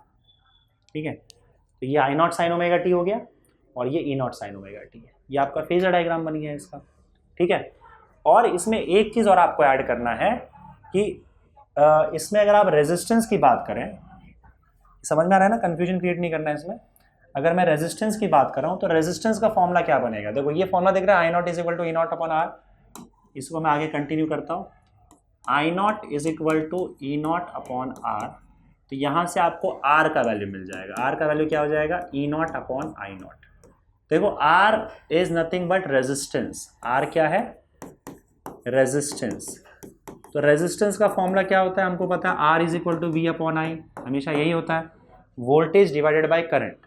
यहाँ पे भी वही है, maximum voltage divided by maximum current अगर आप करोगे तो आपको रेजिस्टेंस मिल जाएगा। या तो आप मैक्सिमम वोल्टेज और मैक्सिमम करंट ले लो, या फिर एक काम आप और कर सकते हो, अगर आप ऊपर नीचे √2 से डिवाइड कर दो, E0 divided by √2 upon I0 divided by √2, ऊपर नीचे अगर आप √2 से डिवाइड कर देते हो तो आपको R का वैल्यू क्या मिल जाएगा? ERMS upon IRMS। तो अगर आप करंट और वोल्टेज का RMS वैल्यूज भी लेते हो तो भी चलेगा, अगर उनके पीक वैल्यूज ले रहे हो तो भी चलेगा। आपको रेशियो सेम मिलने वाला है और आपको रेजिस्टेंस का वैल्यू इस तरीके से मिलेगा। तो अगर आपको RMS वैल्यूज दे के रखा है तो आप ERMS अपॉन IRMS ले लो। ERMS nothing but V only. हम वोल्टेज को यहाँ पे फिलहाल पिछले चैप्टर से हम क्या बोल रहे हैं, वोल्टेज को EMF बोल रहे हैं, तो वो EMF वोल्टेज एक जैसा ही मान के चलो, तो ये V अपॉन I है, बस यहाँ पे हम RMS वैल्यू ले रहे हैं वोल्टेज का, ERMS अपॉन IRMS, और ये E0 upon I0 peak values है वोल्टेज और करंट का। तो पीक वैल्यू लोगे या RMS वैल्यू लोगे, दोनों केस में आपको R का वैल्यू मिल जाएगा, क्योंकि वैसे भी √2 से डिवाइड करोगे तो कैंसल आउट ही हो जाएगा, समझे। तो रेजिस्टेंस का वैल्यू आपको इस तरीके से सर्किट में मिल जाएगा। तो ये बात हो गई हमारे रेजिस्टेंस की, समझ में आया। आगे बढ़ते बच्चों, अब बात करेंगे यहाँ पे AC वोल्टेज अक्रॉस इंडक्टर के बारे में। तो अभी तक हम लोग ने जो AC वोल्टेज है वो लगाया था रेजिस्टर के अक्रॉस, इस बार अब हम लोग यही AC वोल्टेज इंडक्टर के अक्रॉस लगाएंगे। तो अगर आपको याद होगा कि इंडक्टर के बारे में हम लोगों ने लास्ट चैप्टर में पढ़ा था, मैंने आपको कहा था कि इंडक्टर, कॉइल, सोलेनॉइड, ये तीनों में से कोई भी नाम आए आप मान के चलो कि तीनों सेम चीज़ है। तो हमारे पास इंडक्टर होता है कुछ इस तरीके से, ये रहा इंडक्टर, और इस इंडक्टर के अक्रॉस हम लगाएंगे AC सोर्स, और इस AC सोर्स का मैंने जैसे पहले आपको बताया था कि EMF का वैल्यू हम फिक्स करेंगे, it would be E is equal to E0 sine omega T, और इस EMF की वजह से इस इंडक्टर के अक्रॉस आएगा करंट, या इस इंडक्टर में, इस सर्किट में आएगा करंट। उस करंट का पहले हमको इक्वेशन ढूंढना होगा। अब देखो, आप लोग को अगर याद होगा कि इंडक्टर के अंदर होता है सेल्फ इंडक्टेंस, जैसे मान लो ये करंट फ्लो होना चालू होगा तो करंट चेंज होगा, करंट जो है EMF ये जो ये आपका EMF है, ये अल्टरनेटिंग EMF है, ये कंटिन्यूसली चेंज होते जाता है, कभी करंट इंक्रीज होगा, कभी करंट डिक्रीज होगा। तो अगर आपको याद होगा कि आपका जो इंडक्टर है वो फैराडेज लॉ के हिसाब से अपना खुद का EMF इंड्यूस कर देता है, और ये कैसे करता है, ये जो भी करंट आपका इंक्रीज होगा, अगर करंट इंक्रीज होगा तो उसको अपोज करने के लिए ये ऑपोजिट डायरेक्शन में करंट भेजेगा, अगर करंट डिक्रीज हो रहा है तो उस डिक्रीजिंग करंट को अपोज करने के लिए करंट के डायरेक्शन में भेजेगा करंट। मतलब इन शॉर्ट जो हो रहा है उसको अपोज करने के लिए इसके अंदर EMF इंड्यूस हो जाएगा, जिसको हम लोग सेल्फ इंडक्शन बोलते हैं। लास्ट चैप्टर में हमने पढ़ा हुआ है, इंडक्टर है, सेल्फ इंडक्टेंस होगा, और इसका जो सेल्फ इंडक्टेंस या फिर कोएफिशिएंट ऑफ सेल्फ इंडक्शन उसको हम L लिखते हैं। सो L is the coefficient of self induction, और ये जो भी EMF प्रोड्यूस करता है उसको या तो हम बैक EMF बोलते हैं, EMF जो भी इंड्यूस हो रहा है उसको हम EL लिख देते हैं, ठीक है। अब ये EMF कैसे इंड्यूस होगा, ये कुछ इस तरीके से इंड्यूस होगा। अब हम एक काम करेंगे, अगर सपोज करो हम बात करें यहाँ पे इस पूरे सर्किट की, तो ये क्लोज सर्किट है, और आपको याद होगा कि क्लोज सर्किट में टोटल EMF जो होता है किरचॉफ्स लॉ के हिसाब से वो टोटल EMF मिला के ऐड हो जाता है, अप्लाइंग किरचॉफ्स लॉ। अगर हम अप्लाइंग किरचॉफ्स लॉ, अगर किरचॉफ्स लॉ हम अप्लाई करें यहाँ पे, तो किसी भी क्लोज इलेक्ट्रिकल सर्किट में आपका टोटल EMF और टोटल पोटेंशियल डिफरेंस मिला के 0 होता है। अब इसमें पोटेंशियल डिफरेंस आएगा नहीं, क्योंकि पोटेंशियल डिफरेंस हम रेजिस्टेंस के अक्रॉस मेजर करते हैं। तो इसमें भाई एक तो इंड्यूस EMF है जो इंडक्टर इंड्यूस कर रहा है, और एक आपका सोर्स का EMF है, दोनों मिला के आपका 0 हो जाएगा, टोटल EMF विल बी 0। अब जो इंडक्टर EMF इंड्यूस करता है उसका फॉर्मूला होता है -L/di/dt। अगेन ये लास्ट चैप्टर का कॉन्सेप्ट है, -L/di/dt, ये this is rate of change of current in the circuit. तो उठा के ऊपर डाल दोगे, सो देयरफॉर आपका क्या हो जाएगा, E -L/di/dt is equal to 0। तो जो आपका सोर्स का EMF है E, that will be equal to L/di/dt, समझ आएगा। तो अब यहाँ पे देखो, अगर मैं डी आई का वैल्यू निकालूँ तो डी आई का वैल्यू क्या हो जाएगा, ई by L into D T हो जाएगा। डी टी वहाँ भेज दो, एल नीचे ले आओ, तो D I will be equal to E by L D T. अब दोनों तरफ कर दो इंटीग्रेट, तो इंटीग्रेट कर दोगे तो क्या हो जाएगा, integration of D I E by L तो आपका होगा नहीं, ई कांस्टेंट नहीं है, एल कांस्टेंट है, तो एल कांस्टेंट आ जाएगा, integration of E D T हो जाएगा। नाउ डी आई का integration will be equal to 1 upon L, और आपका ई जो है, E is nothing but E not sine omega T, तो ये हो जाएगा आपका E not sine omega T D T. ठीक है, ई नॉट भी कांस्टेंट है, बाहर आ जाएगा, डी आई का इंटीग्रेशन आई हो जाएगा, डी एक्स का इंटीग्रेशन एक्स होता है तो डी आई का इंटीग्रेशन आई हो जाएगा, तो I is equal to E not भी बाहर आ जाएगा, E not by L, sine का इंटीग्रेशन होता है माइनस कॉस, तो ये हो जाएगा माइनस कॉस ओमेगा टी। लेकिन देखो हम with respect to T differentiate कर रहे हैं, और यहाँ पे साइन के अंदर टी के अलावा भी कुछ है, एक कांस्टेंट है। जब भी आप जिसके रिस्पेक्ट में डिफ्रेंशिएट कर रहे हो उसके अलावा अगर कोई कांस्टेंट मल्टीप्लाइड होता है इंटीग्रेशन के अंदर, उस वेरिएबल के से कुछ, मतलब जिस वेरिएबल के रिस्पेक्ट में आप इंटीग्रेट कर रहे हो, आप टी के रिस्पेक्ट में इंटीग्रेट कर रहे हो, पर टी के अलावा अगर टी के साथ कुछ और भी कांस्टेंट है, तो इंटीग्रेशन में हम उस कांस्टेंट से डिवाइड कर देते हैं आंसर को, और डेरिवेटिव में मल्टीप्लाई कर देते हैं। पर क्योंकि ये इंटीग्रेशन है तो हम उस कांस्टेंट से उसको डिवाइड कर देंगे, ओमेगा से डिवाइड कर देंगे, और ये पूरा आंसर आएगा आपका। ठीक है, अब प्लस, क्योंकि देखो यहाँ पे हम इनडेफिनेट इंटीग्रेशन परफॉर्म कर रहे हैं, तो यहाँ पे एक कांस्टेंट आ जाएगा जिसको हम लोग इंटीग्रेशन कांस्टेंट बोलते हैं। ठीक है, तो ये पूरा आपका इक्वेशन आएगा, C is your integration constant, integration constant. Okay, अब देखो यहाँ पे अगर तुम ध्यान से देखोगे इस इक्वेशन को, तो ये करंट है, तो ये भी करंट होगा, because current will be equal to current ना, करंट यहाँ पे इस साइड है तो इस साइड पे करंट ही होगा, उस करंट के अंदर ये करंट ऐड हो रहा है, तो इसका मतलब ये current this current plus this current होगा। अब ये करंट याद रखना, आपका I जो है यहाँ पे मैं लिख देता हूँ, current is alternating, current is alternating. अगर अल्टरनेटिंग करंट है तो वो तो कांस्टेंट होगा नहीं, अगर करंट अल्टरनेटिंग है तो हमें पता है कंटिन्यूसली उसका वैल्यू चेंज करेगा, and its value continuously varies, continuously varies मतलब चेंज हो रहा है कंटिन्यूसली। तो अगर करंट अल्टरनेटिंग करंट है हमारे पास और उसका कंटिन्यूसली करंट के वैल्यू चेंज होते जा रहा है, तो फिर इसमें कांस्टेंट कहाँ से आ जाएगा। ये जो कांस्टेंट आपको दिख रहा है, ये हमने बोला ये कांस्टेंट है, पर कांस्टेंट हो ही नहीं सकता। तो ये जो करंट है वो दो हिस्सों में बंटा हुआ है, एक हिस्सा यहाँ पे करंट का और एक हिस्सा यहाँ पे, हिस्से को हम कंपोनेंट बोलते हैं। तो करंट का कोई भी हिस्सा कांस्टेंट नहीं रह सकता क्योंकि अल्टरनेटिंग करंट है, ये चेंज होने वाला ही है। तो since current is alternating and its value continuously varies, so no component of current is constant. तो करंट का कोई भी कंपोनेंट कांस्टेंट नहीं होगा, तो इसका मतलब ये जो कांस्टेंट आपको दिख रहा है ये एग्जिस्ट ही नहीं करता है। सो देयरफॉर आपका जो C हो जाएगा वो 0 हो जाएगा। ठीक है, तो ये हटा दिया। अब उसके बाद आपका क्या बच गया बताओ, I is equal to minus E not by minus E not upon omega L into cos omega T into cos omega T.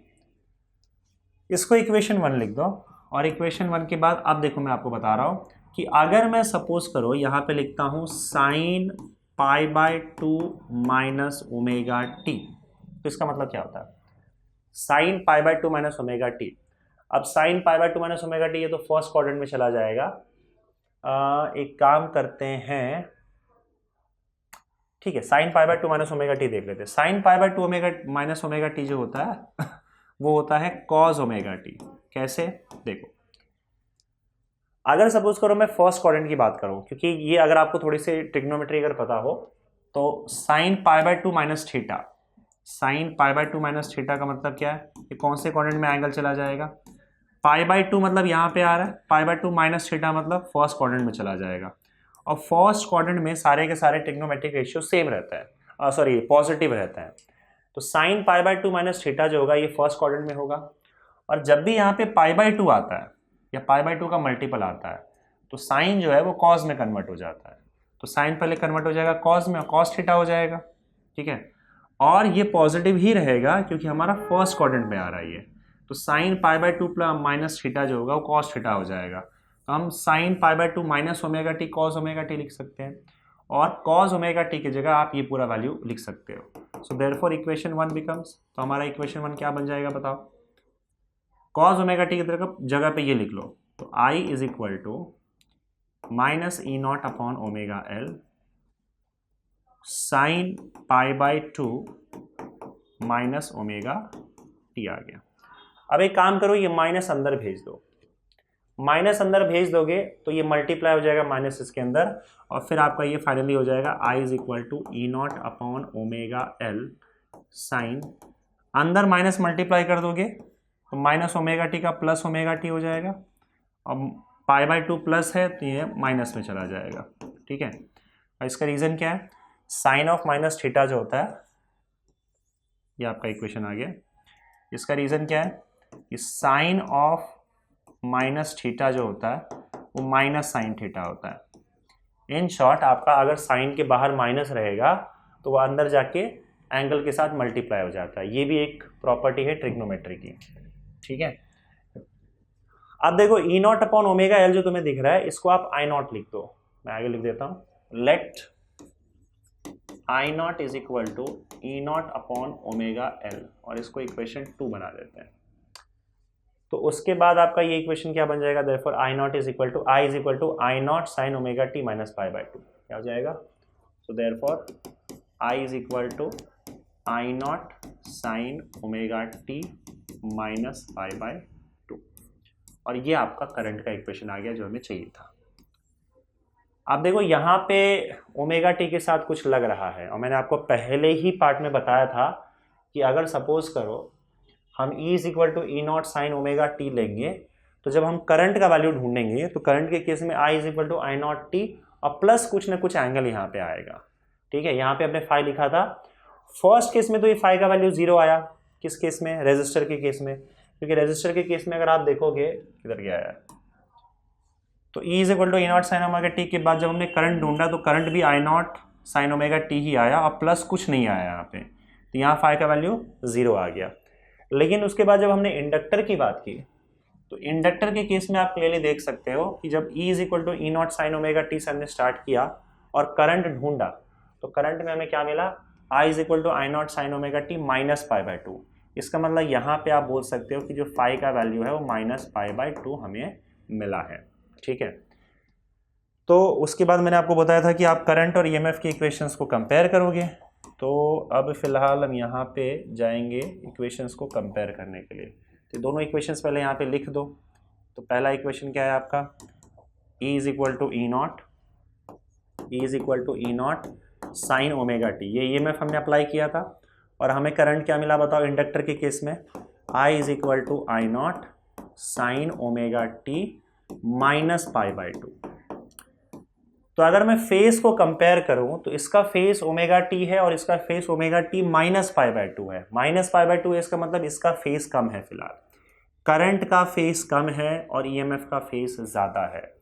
तो इस केस में हमने कंक्लूजन क्या निकाला या हमें कंक्लूजन क्या मिला कि phase difference between current and EMF in case of inductor is pi by two radian का फेज डिफरेंस है, या फिर 90 डिग्री बोल सकते हो आप, 90 डिग्री का फेज डिफरेंस है करंट और EMF में। और इसमें आगे कौन और पीछे कौन है ये आपको बताना है। तो यहाँ पे EMF आगे है पाई बाय टू एंगल से, या आप बोल सकते हो करंट पीछे है।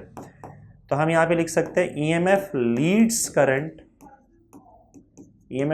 Current by pi by two radian, या आप बोल सकते हो कि करंट पीछे है, करंट लैग्स बिहाइंड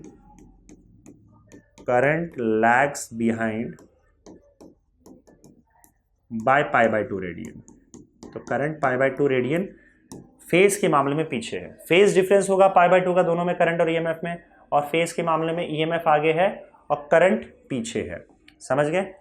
तो अब हम इसका बनाएंगे फेजर डायग्राम। फेजर डायग्राम बनाने के बाद फिर हम लोग चलेंगे और इसका ग्राफ प्लॉट करेंगे और देखेंगे ग्राफ कैसा आ रहा है इसका। तो फेजर डायग्राम के लिए आप एक काम करो, ये आपका लाइन यहाँ आ गया और ये लाइन यहाँ आ गया, एक्स एक्सिस वाई एक्सिस। और सबसे पहले हम बनाएंगे यहाँ पे ईएमएफ का। तो देखो ईएमएफ का तो फिक्स रहेगा, ईएमएफ का ई नॉट यहाँ पे बनाना है आपको। एंगल इसका क्या होगा, ओमेगा टी होगा, ये भी फिक्स है क्योंकि ये तो फिक्स ही रहेगा ना, इसमें कुछ चेंजेस नहीं करेंगे। इसका एंगल ओमेगा टी होगा और इसका एक कंपोनेंट वाई एक्सिस के अलॉन्ग अगर तुम देखोगे तो ये E is equal to E not sine omega T हमें मिल जाएगा। ठीक है, यहाँ से लेकर यहाँ तक। अब हम बात करेंगे यहाँ पे करंट की। तो करंट का फेजर जो है वो कैसे बनेगा, करंट का phasor I is equal to I naught. तो पहले तो आई नॉट बनाओ, लेकिन इसका एंगल जो होगा देखो ओमेगा टी माइनस π/2 है, मतलब जो भी आपका एंगल ओमेगा टी बन रहा है उससे 90 डिग्री पीछे है। तो अगर तुम इससे 90 डिग्री पीछे जाते हो, 90 डिग्री पीछे आपको जाना है, 90 डिग्री पीछे, तो आप 90 डिग्री पीछे जाके फिर ये करंट आई नॉट बनाओ। अगर आई ओमेगा टी, एक सेकेंड क्या हो गया, एक सेकेंड, ये जो आपको ओमेगा टी दिख रहा है ना एंगल, ओमेगा टी से 90 डिग्री पीछे, ओमेगा टी माइनस π/2 है ना, तभी तो करंट है आपको यहाँ पे दिख रहा है। तो ओमेगा टी से π/2 एंगल पीछे जाना है और तब आपको करंट यहाँ पे ड्रॉ करना है। और ये जो करंट है इसका अगर आप y कंपोनेंट ले लोगे तो आपको यहाँ पे मिल जाएगा I is equal to I not sine omega T minus π/2। समझ गए, और ये यहां से लेकर यहां तक आ जाएगा। तो इस केस में करंट जो है वो ईएमएफ से 90 डिग्री पीछे है, या फेज में π/2 एंगल पीछे है, π/2 एंगल लैग कर रहा है और करंट से π/2 एंगल ईएमएफ आगे है। अब करंट से π/2 एंगल ईएमएफ आगे है, इसका मतलब क्या होता है ये आपको ग्राफ से समझेगा। तो अब हम क्या करेंगे, इसका ग्राफ प्लॉट करेंगे। जस्ट अ सेकेंड, इसको सेव कर दूं मैं। अब इन दोनों का ग्राफ प्लॉट करते हैं यहाँ पे। तो ग्राफ प्लॉट करने के लिए फिर से आ जाओ इसके ऊपर, ये एक सेकेंड यहीं पे प्लॉट करेंगे, आगे प्लॉट करें, चलो आगे प्लॉट करते हैं, ग्राफ प्लॉट करते हैं यहाँ पे। तो ये आपका एक्सिस हो जाएगा कॉमन एक्सिस ओमेगा टी का, और ये आपका वाई एक्सिस हो जाएगा। अब इसमें दो चीज़ें हम लोग देखेंगे, एक तो ईएमएफ का ग्राफ, उसका मैक्सिमम वैल्यू यहाँ पे और यहाँ पे। दूसरा हमारे पास करंट है, तो करंट का मैक्सिमम वैल्यू यहाँ और यहाँ डाल देते हैं। ठीक है, चलो अब पहले हम ईएमएफ का प्लॉट करेंगे। ईएमएफ का वैल्यू जो है वो प्लस ई नॉट यहाँ पे और माइनस ई नॉट यहाँ से लेकर यहाँ तक जाएगा। और ईएमएफ का वैल्यू कैसे जाएगा, कहाँ से जाएगा वो देखते हैं पहले हम लोग। तो ईएमएफ स्टार्टिंग में तो जीरो होगा, ईएमएफ का जो ग्राफ है वो फिक्स होता है। टी का वैल्यू जीरो डालोगे तो E is equal to zero आ जाएगा, और ये ग्राफ जीरो से स्टार्ट होगा। तो आपका ये ग्राफ तो फिक्स है कि ऐसे ही जाएगा, पहले ऊपर जाएगा फिर जीरो होगा, ऊपर जाएगा फिर उसके बाद जीरो हो जाएगा, फिर ऊपर जाएगा और ये चलता जाएगा। ठीक है, तो ये तो ईएमएफ का ग्राफ आ गया आपका इस तरीके से। ये वैल्यू आपका जीरो, अगर मैं ओमेगा टी प्लॉट कर रहा हूँ यहाँ से, तो ये वैल्यू आपका जीरो हो जाएगा। ये π/2 होगा, जैसे आप जानते हो, ये आपका पाई हो जाएगा, ये आपका 3π/2 होता है, ये आपका 2π है और ये आपका 3π हो जाएगा। तो ये ग्राफ आपका किसका हो गया, E is equal to E not sine omega T. अब करंट का ग्राफ प्लॉट करते हैं। तो करंट का ग्राफ मैं थोड़ा सा इसको लेके प्लॉट करता हूँ। करंट देख लेते हैं। अब देखो करंट का स्टार्टिंग का वैल्यू क्या है, पहले वो देखो। करंट में अगर आप ओमेगा टी का वैल्यू जीरो डालते हो तो आपका आई का वैल्यू जो है, सॉरी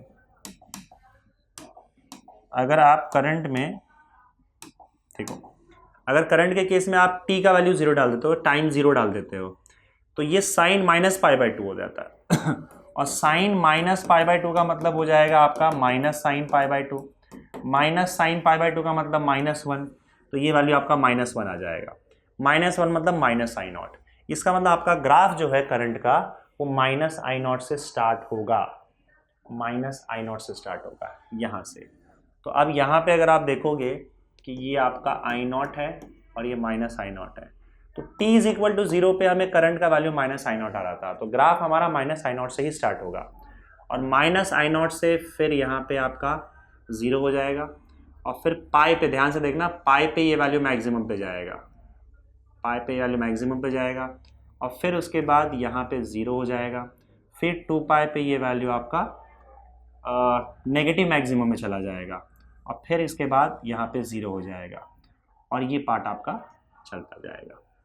ठीक है, ये वैल्यूज आप चेक कर सकते हो, जैसे पाई पे चेक करना है पाई का वैल्यू कितना जा रहा है, तो आप इक्वेशन को लेके चले जाओ, पाई डाल दो, पाई माइनस पाई बाई 2 कितना होता है, पाई बाई 2 होता है, साइन पाई बाई 2 का वैल्यू 1 होता है, तो आई का वैल्यू आई नॉट हो जाएगा।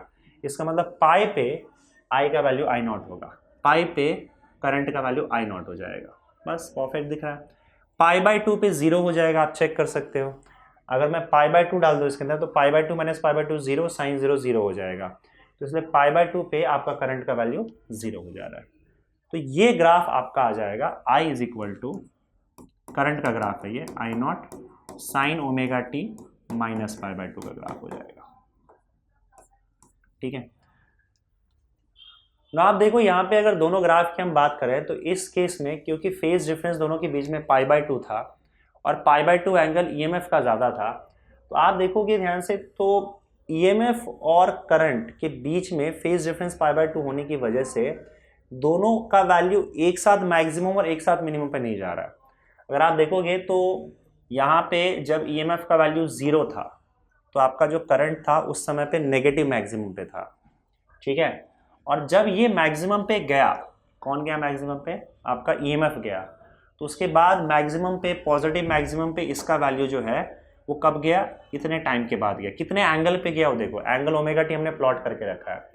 अगर आप देखोगे ध्यान से तो ईएमएफ का पॉजिटिव मैक्सिमम जो है वो पाई बाई 2 पे गया था और करंट का पॉजिटिव मैक्सिमम जो है वो पाई पे गया, पाई के बाद गया।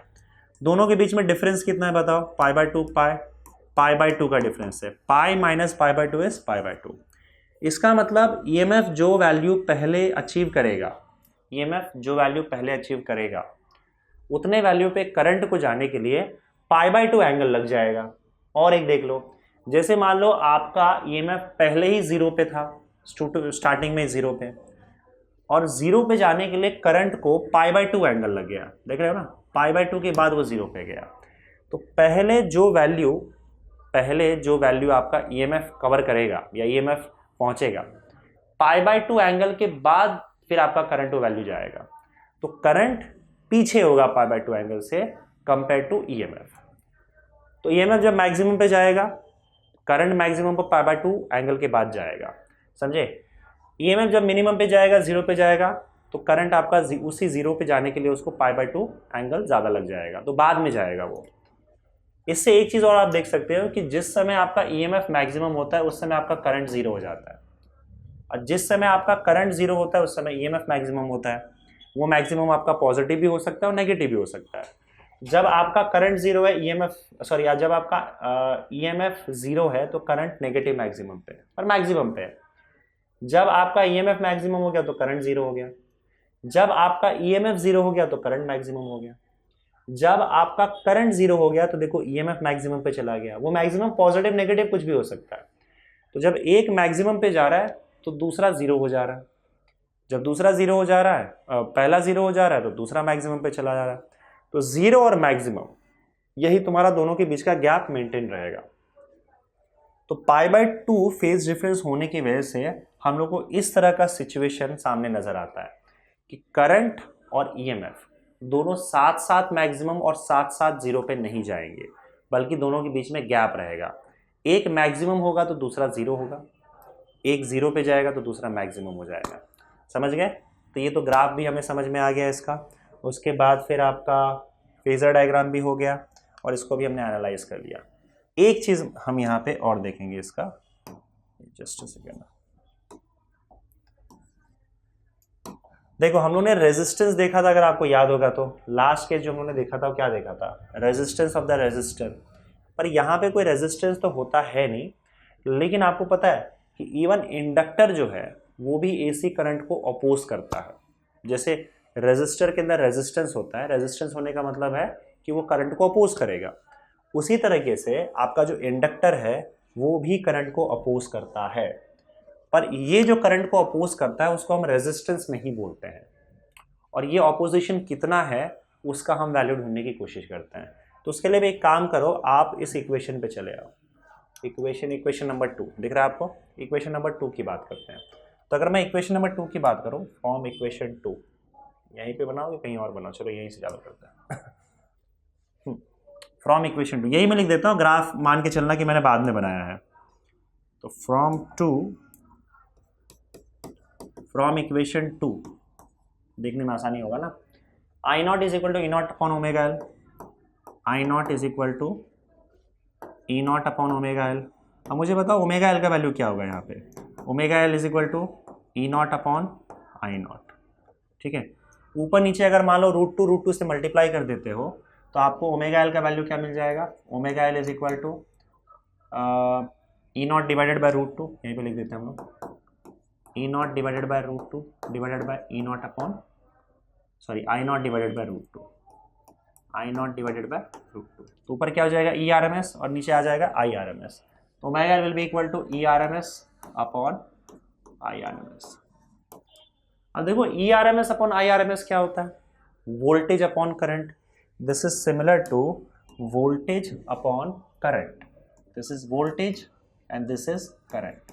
देखो ये जो वोल्टेज अपॉन करंट का रेशियो होता है, इस रेशियो को ही हम लोग ऑपोजिशन बोलते हैं। रेजिस्टेंस के केस में ये रेशियो ही आपका रेजिस्टेंस था, समझे? देखो ओम्स लॉ में जब हम लोग बोलते हैं कि V is directly proportional to I, तो V is equal to some constant into I होगा। तो ये जो कांस्टेंट आप लिखते हो, इस कांस्टेंट को हमने R लिख दिया था।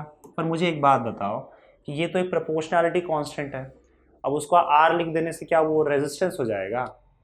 क्यों हमने इस प्रोपोर्शनैलिटी कांस्टेंट को ही रेजिस्टेंस लिख दिया? ये तो कुछ भी लिख सकते हैं। मान लो हम प्रोपोर्शनैलिटी कांस्टेंट को K लिखेंगे, तो क्या अब ये रेजिस्टेंस नहीं होगा? हमने R लिख दिया और उसको रेजिस्टेंस बोल दिया, ऐसे कैसे? कैसे में पता चला है कि ये जो आपका कांस्टेंट आता है, प्रोपोर्शनैलिटी कांस्टेंट आता है, उसी को रेजिस्टेंस बोलना है और वही रेजिस्टेंस का वैल्यू है। ये कैसे पता चला? देखो बात क्या थी कि जो आपका यहाँ पे जो भी कांस्टेंट आएगा, मान लो आपका कांस्टेंट मान लो R हमने लिखा, तो उस R का वैल्यू क्या हो जाएगा? V अपॉन I होगा। मतलब that constant will be ratio of voltage and current, और ये रेशियो में कुछ बात थी, वोल्टेज अपॉन करंट, यानी कि potential difference voltage upon current.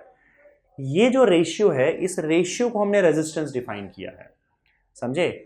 जो रेजिस्टेंस हमने डिफाइन किया, किसको किया? इस वोल्टेज को हमने, वोल्टेज अपॉन करंट का जो रेशियो है, इसको हमने रेजिस्टेंस डिफाइन किया है। अब ऐसा क्यों किया है वो थोड़ा समझो। जैसे मान लो तुम्हारे पास दो कंडक्टर है, ठीक है? दो कंडक्टर में कौन सा अच्छा कंडक्टर है, कौन सा नहीं है, ये हमें नहीं पता, पर हमें पता है कि चलो इतना तो क्लियर है कि भाई एक का रेजिस्टेंस, जिसका रेजिस्टेंस ज़्यादा होगा उससे हम फिलहाल बुरा कंडक्टर मान के चल रहे हैं, जिसका रेजिस्टेंस कम है उसको हम लोग अच्छा कंडक्टर मान के चल रहे हैं, और हमें चूज़ करना है कि कौन सा अच्छा कंडक्टर है। तो मान लो ये वाला कंडक्टर है आपके पास और ये वाला कंडक्टर है, ये ब्लू वाला कंडक्टर, ब्लैक वाला कंडक्टर। तो आपने क्या किया कि जो ब्लैक वाला कंडक्टर है, इन दोनों में हमें क्या करना है? हमें पता करना है कि कौन सा रेजिस्टेंस किसी का ज़्यादा है, किसका कम है, किसके अंदर ऑपोजिशन ज़्यादा है करंट को लेकर और किसके अंदर कम है। तो हमने क्या किया? हमने सोचा कि दोनों में हम लोग 1 एम्पियर का करंट फ्लो करवाएंगे, मतलब दोनों में करंट हम कितना फ्लो करवाएंगे? 1 एम्पियर का फ्लो करवाएंगे। अब मैंने ये देखा कि जो मेरा ब्लैक वाला है, उस ब्लैक वाले में 1 एम्पियर करंट फ्लो करवाने के लिए मुझे 10 वोल्ट की ज़रूरत पड़ी। करंट फ्लो हो ही नहीं रहा था, जब तक मैंने 10 वोल्ट नहीं दिया तब तक 1 एम्पियर का करंट आ ही नहीं रहा था। लेकिन जो मेरा ब्लू वाला है, उस ब्लू वाले के केस में जब मैंने सिर्फ 4 वोल्ट ही दे दिया तो उसके अंदर 1 एम्पियर करंट आ गया। तो अब मुझे बताओ कि मुझे ज़्यादा प्रॉब्लम किस कंडक्टर में हो रही है करंट फ्लो करवाने में? इस ब्लैक वाले में, क्योंकि इसमें बड़े आसानी से हो गया। 4 वोल्ट देने पर ही, 4 वोल्ट की बैटरी लगाई, 1 एम्पियर करंट आ गया, पर इसमें मुझे 10 वोल्ट लगाना पड़ा तब जाके 1 एम्पियर करंट आया। तो इसका मतलब साफ है कि इसके अंदर करंट को अपोज ज़्यादा किया जा रहा है, इस ब्लैक वाले के अंदर रेजिस्टेंस ज़्यादा है। ये मुझे कैसे पता चला? क्योंकि मुझे सेम 1 एम्पियर करंट फ्लो करने के लिए इसमें काफ़ी ज़्यादा एनर्जी देना पड़ रहा है, काफ़ी ज़्यादा वोल्टेज देना पड़ रहा है। अब अगर आप ब्लैक वाले का और ब्लू वाले का दोनों का V/I का रेशियो निकालो, तो देखो जैसे मान लो हमने ब्लैक वाले का ले लिया, ब्लैक वाले का V/I का रेशियो क्या हो जाएगा बताओ। दोनों के लिए I तो सेम है 1, V क्या है 10 है, तो इसका रेशियो 10 आ रहा है। और ब्लू वाले के लिए V/I का रेशियो क्या आ रहा है बताओ, 4/1 दैट इज 4 आ रहा है।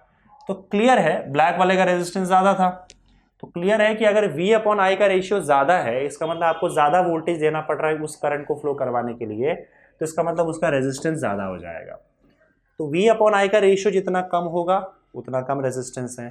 तो हमने क्या किया, हमने V/I के इस रेशियो को ही रेजिस्टेंस बोल डाला कि भाई यही रेजिस्टेंस है, या फिर आप बोल सकते हो यही opposition to the flow of current है। मतलब करंट को कितना ऑपोजिशन मिल रहा है उसको अगर मेजर करना है तुम्हें, तो तुम V/I के रेशियो को मेजर कर लो, वोल्टेज अपॉन करंट, और उसी को हम लोगों ने रेजिस्टर के केस में रेजिस्टेंस बोल दिया। यही V/I का रेशियो अगर मुझे किसी और डिवाइस में मिलता है, किसी और इलेक्ट्रिकल कंपोनेंट में मिलता है, तो हम क्या करेंगे, हम उसको भी रेजिस्टेंस की तरह ही मानेंगे, पर हम उसे रेजिस्टेंस नाम नहीं देंगे। जैसे यहाँ पे V/I मतलब ERMS अपॉन IRMS, ERMS मतलब V होता है, IRMS मतलब करंट I होता है। तो यहाँ पे जो V/I का रेशियो में मिल रहा है वो क्या मिल रहा है, ω/L मिल रहा है। तो हम मान के चलेंगे कि इतना रेजिस्टेंस जो है वो आपके इंडक्टर में है, पर यहाँ पे हम इसको रेजिस्टेंस नाम नहीं देते हैं क्योंकि ये रेजिस्टर नहीं है, ये इंडक्टर है। तो यहाँ पे हमने नाम इसको कुछ अलग दे के रखा है। पर ये क्लियर है कि ये जो आपका ω/L है रिप्रेजेंट्स, ये क्या रिप्रेजेंट कर रहा है, क्योंकि इसका रेशियो रेजिस्टेंस की तरह है, V/I की तरह है। रेजिस्टेंस मतलब opposition to the flow of current. तो ω/L यहाँ पे क्या रिप्रेजेंट कर रहा है, represents opposition to the flow of current, flow of alternating current, याद रखना क्योंकि हम यहाँ पे अल्टरनेटिंग करंट की बात कर रहे हैं। Opposition to the flow of alternating current, hence similar to resistance in resistor circuit। Resistor circuit का जो रेजिस्टेंस होता है उसी की तरह आपका यहाँ पे ω/L जो है वो वही काम कर रहा है, वही ω/L वही काम कर रहा है जो रेजिस्टेंस काम करता है एक रेजिस्टर वाले सर्किट में। तो दिस ω/L इज कॉल्ड, यहाँ पे हम उसको रेजिस्टेंस नहीं बोलते हैं, हम इसको बोलते हैं रिएक्टेंस। और क्योंकि ये इंडक्टर का रिएक्टेंस है तो हम इसको बोलेंगे inductive reactance, inductive reactance XL, और इसको XL से रिप्रेजेंट करते हैं।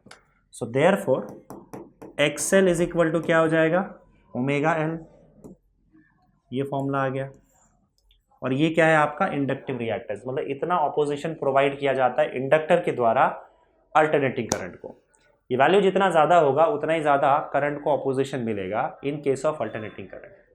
तो एक्सेल का फॉर्मूला क्या हो जाएगा बताओ, ω/L that is equal to, या तो आप ERMS अपॉन IRMS ले लो, that is voltage upon current. Even अगर आपने पीक वैल्यू भी लिया है तो भी चल जाएगा, क्योंकि आप देखो यहाँ पे ω/L का वैल्यू E0 अपॉन I0 भी है, ERMS अपॉन IRMS भी है, तो दोनों ले सकते हो आप, ठीक है। अच्छा, ये किस पे डिपेंड करता है देख लेते हैं। हमको पता है ओमेगा का वैल्यू जो होता है वो 2πf होता है फ्रीक्वेंसी के टर्म्स में। तो आपका XL का वैल्यू क्या हो जाएगा बताओ, 2πf इंटू L। इसका मतलब आपका जो इंडक्टिव रिएक्टेंस है it is directly proportional to frequency. तो अगर इसका ग्राफ देखोगे तुम, XL वर्सेस F का ग्राफ, XL वर्सेस F का ग्राफ, तो ये ग्राफ कैसा होगा, डायरेक्टली प्रोपोर्शनल है ना, straight line passing through origin. Frequency जितना ज़्यादा होगा इंडक्टिव रिएक्टेंस भी उतना ही ज़्यादा होगा, फ्रीक्वेंसी जितना कम होगा इंडक्टिव रिएक्टेंस भी उतना ही कम होगा। अगर मेरे पास डीसी सोर्स है, डीसी सोर्स मतलब डीसी करंट या डीसी वोल्टेज है, तो डीसी सोर्स का जो फ्रीक्वेंसी होता है वो ज़ीरो होता है, तो इस हिसाब से आपका XL का वैल्यू भी ज़ीरो हो जाएगा। इसलिए अगर आप कोई इंडक्टर लगा देते हो डीसी सोर्स में, तो कुछ टाइम के बाद आप देखोगे क्योंकि उसकी फ्रीक्वेंसी ज़ीरो होती है तो वो कोई ऑपोजिशन प्रोवाइड नहीं करता है डीसी सोर्स को। इंडक्टर जो है वो सिर्फ AC करंट को ऑपोजिशन प्रोवाइड करता है क्योंकि उसके लिए चाहिए होता है फ्रीक्वेंसी, और जितना ज़्यादा फ्रीक्वेंसी का अगर आप एसी सोर्स लाओगे, जितना ज़्यादा फ्रीक्वेंसी का अगर आपके पास एसी करंट होगा, उतना ही ज़्यादा ये ऑपोजिशन प्रोवाइड करेगा। समझ गए? So this was all about inductor.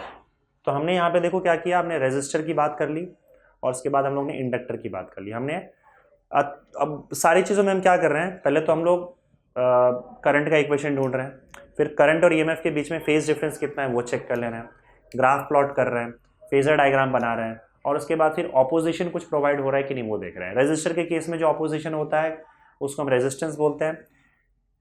Inductor के केस में जो ऑपोजिशन प्रोवाइड किया जाता है उसको हम लोग इंडक्टिव रिएक्टेंस बोलते हैं। रिएक्टेंस बोलते हैं, याद रखना, उसका फॉर्मूला ओमेगा एल आया था। चलो आगे बढ़ते हैं। अब यही एसी सोर्स या एसी वोल्टेज जो है हम लोग अप्लाई करेंगे इन केस ऑफ कैपेसिटर। तो एसी वोल्टेज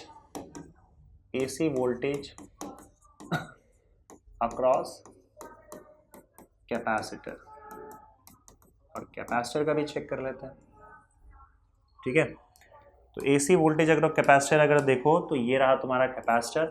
कैपेसिटर का कैपेसिटेंस सी है, सी इज योर कैपेसिटेंस, और इसके अक्रॉस मान लो हमने एसी सोर्स लगा दिया। इस एसी सोर्स का EMF E is equal to E not sine omega T हो जाएगा। ठीक है, अब जो भी इसके अक्रॉस ईएमएफ होगा वही इसके अक्रॉस भी आ जाएगा। तो मान लो फिलहाल यहाँ पे हम करंट की बात करें या चार्ज की बात करें, इसके ऊपर जो भी हमने चार्ज, देखो अगर आप कोई कैपेसिटर है और उसके अक्रॉस कोई बैटरी लगा देते हो, सोर्स लगा देते हो, तो ये कैपेसिटर को चार्ज करने लग जाता है। और जो भी कैपेसिटर के ऊपर चार्ज आता है उस चार्ज का फॉर्मूला होता है कैपेसिटेंस मल्टीप्लाइड बाय जो भी आपने वोल्टेज लगाया रहता है V। Q is equal to C into V। समझ गए कि नहीं समझ गए? जो भी चार्ज के ऊपर, कैपेसिटर के ऊपर चार्ज आएगा Q, that will be equal to Q, मतलब आपका चार्ज ऑन कैपेसिटर है, चार्ज ऑन कैपेसिटर। ये आप इलेक्ट्रोस्टैटिक्स में पढ़ते हो, बस इतना ही ध्यान रखो। वैसे भी सारे चैप्टर्स तो मिले जुले हैं, तो सब तो आप एक चैप्टर में पढ़ नहीं पाओगे, तो यहाँ वहाँ से कहीं ना कहीं से कॉन्सेप्ट तो मिला हुआ ही रहता है। बस इतना ध्यान रखो कि जो भी कैपेसिटर के ऊपर चार्ज स्टोर करेगा, जो भी आपने वोल्टेज अप्लाई कर रखा है, तो उस चार्ज का फॉर्मूला होता है कैपेसिटेंस मल्टीप्लाइड बाय जो भी आप वोल्टेज अप्लाई कर रहे हो। अब यहाँ पे जो आपने वोल्टेज अप्लाई किया है वो E है, तो हम B की जगह पे क्या लिखेंगे, E लिख देंगे। तो ये Q का वैल्यू आ गया, तो Q इज इक्वल टू क्या हो जाएगा, C इंटू E का वैल्यू क्या है, ई नॉट साइन ओमेगा टी। ठीक है, अब एक काम करो, करंट निकालो। करंट का फॉर्मूला होता है D Q by D T, I is equal to D Q by D T. So therefore I will be equal to D by D T of Q, और की का value क्या है, C E not sine omega T, C E not sine omega T. तो C और ई not तो दोनों constant है, बाहर आ जाएगा, और आपका बच जाएगा derivative of sine omega T. ठीक है, अब साइन ओमेगा टी का जो डेरिवेटिव होता है वो होता है cos omega T. Sign omega T का डेरिवेटिव होता है कॉस ओमेगा टी, लेकिन हम लोग को पता है कि आपका जो इसमें टी के अलावा कुछ दूसरा कांस्टेंट भी टी से मल्टीप्लाइड है, तो डेरिवेटिव के केस में उस कांस्टेंट से हम आंसर को मल्टीप्लाई कर देते हैं, इंटीग्रेशन के केस में डिवाइड कर देते हैं। ठीक है, तो ये ओमेगा यहाँ आ जाएगा, तो आपका वैल्यू हो जाएगा omega C E naught cos omega T. ये हो गया आपका करंट आई। अब एक काम करो, इस वाले पार्ट को लेट आई नॉट, इस पूरे वाले पार्ट को आई नॉट लिख दो। I not is equal to omega C E not and let this be equation 2। Equation 1 कहीं डाला हमने नहीं ना, इसको इक्वेशन 1 लिख दो। तो देयरफॉर आपका आई का वैल्यू क्या आ जाएगा बताओ, I will be equal to I naught cos omega T, और आप कॉस ओमेगा टी को लिख सकते हो sine omega T plus pi by 2, क्योंकि sine pi by 2 plus theta जो होता है वो आपका कॉस थीटा हो जाएगा, और क्योंकि ये सेकेंड क्वाड्रेंट में है तो सेकेंड क्वाड्रेंट में साइन पॉजिटिव ही रहता है, तो साइन का कॉस होगा, और क्योंकि साइन है तो वो पॉजिटिव रहेगा, तो sign omega T plus pi by 2 cos theta होता है। आप इतना ध्यान में रखो तो भी चलेगा, sign omega T plus pi by 2 cos theta हो जाएगा। तो हमारे पास करंट का ये इक्वेशन मिल गया। तो एक बार करंट का इक्वेशन मिलते ही फिर हम करेंगे कंपेयर। तो कंपैरिजन के लिए फिर बनाओ डब्बा, यहाँ पे जा रहा हूँ डब्बा बनाने, इस डब्बे में होगा कंपैरिजन। ये रहा डब्बा आपका। फिर हम लोग फेजर डायग्राम बना लेंगे। तो मुझे बताओ कैपेसिटर के केस में हमारे पास क्या इक्वेशन आया, हमारे पास करंट ईएमएफ का तो इक्वेशन फिक्स रहता है, E is equal to E not sine omega T. अब करंट का क्या इक्वेशन आया हमारे पास, I is equal to I not sine omega T, I not sine omega T plus pi by two, right. अब बताओ मुझे, अगर फेज के मामले में हम बात करें, एंगल के मामले में बात करें, तो कौन आ गया इस बार करंट आ गया है। तो हम पहले तो बोल सकते हैं कि भाई फेज डिफरेंस बोल देते हैं, phase difference between current and EMF, between current and EMF is pi by 2 radian. दोनों के बीच में पाई बाय 2 एंगल का फेज डिफरेंस है, पाई बाय 2 रेडियन या फिर 90 डिग्री बोल सकते हो आप। और इसमें आगे कौन है, ईएमएफ आगे नहीं है, करंट आगे इसमें, तो ईएमएफ लैग्स बिहाइंड, मतलब पीछे है वो, बाय पाई बाय 2 रेडियन, या आप बोल सकते हो कि current Leeds EMF bye pi by 2 radian. इस केस में उल्टा हो गया, जो इंडक्टर में हो रहा था उसमें उल्टा हो रहा। इंडक्टर में ईएमएफ लीड कर रहा था पाई बाय 2 से, यहाँ पे करंट लीड कर रहा है पाई बाय 2 से। तो अब हम लोग यहाँ पे बनाएंगे इसका फेजर डायग्राम। फेजर डायग्राम बनाओगे, फिर ग्राफ बनाओगे, फिर हम लोग ऑपोजिशन की बात करेंगे। सबसे पहले हम बात करते हैं इसके फेजर डायग्राम की। फेजर डायग्राम के लिए ये वाला पॉइंट आ जाएगा यहाँ पे, चलो यही कर लेते हैं, ये और ये। अब बताओ, अगर मैं ईएमएफ की बात करूँ तो ईएमएफ कैसे आएगा यहाँ पे, ईएमएफ का तो फिक्स रहता है ना, ओमेगा टी एंगल है, तो ये आपका ई नॉट है, ये आपका एंगल ओमेगा टी है। तो इसका अगर आप एक वाई एक्सिस पे कंपोनेंट लोगे तो ये आपको ई नॉट साइन ओमेगा टी मिल जाएगा, E not sine omega T. एक काम करते हैं, ई नॉट साइन ओमेगा टी मैं यहाँ लिख देता हूँ, ई नॉट साइन ओमेगा टी। उसका रीज़न है, बता रहा हूँ मैं, ये ई नॉट साइन ओमेगा टी यहाँ से लेकर यहाँ तक, यहाँ से लेकर यहाँ तक ई नॉट साइन ओमेगा टी, मतलब यहाँ लिखने के बजाय ये तो सेम है ना लेंथ, तो यहाँ पे लिख दिया हमने। अब आई नॉट की बारी है, यानी कि करंट की बारी है। तो करंट देखो, अब ओमेगा टी से पाई बाय 2 आगे है, ध्यान से, इस बार करंट जो है वो ओमेगा टी से पाई बाय 2 आगे है। तो अगर मैं अब करंट बनाऊंगा, करंट का फेजर डायग्राम बनाऊंगा, तो वो ओमेगा टी से पाई बाय 2 एंगल ज़्यादा बनाऊंगा। तो ओमेगा टी के बाद भी उसमें 90 डिग्री ऐड करवा, और उसके बाद फिर यहाँ पे आई नॉट बनाओ, ये रहा आपका आई नॉट। और इसका भी जो एक्स कॉम्पोनेंट है वो यहाँ पे लिख देंगे हम लोग, I not sine omega T,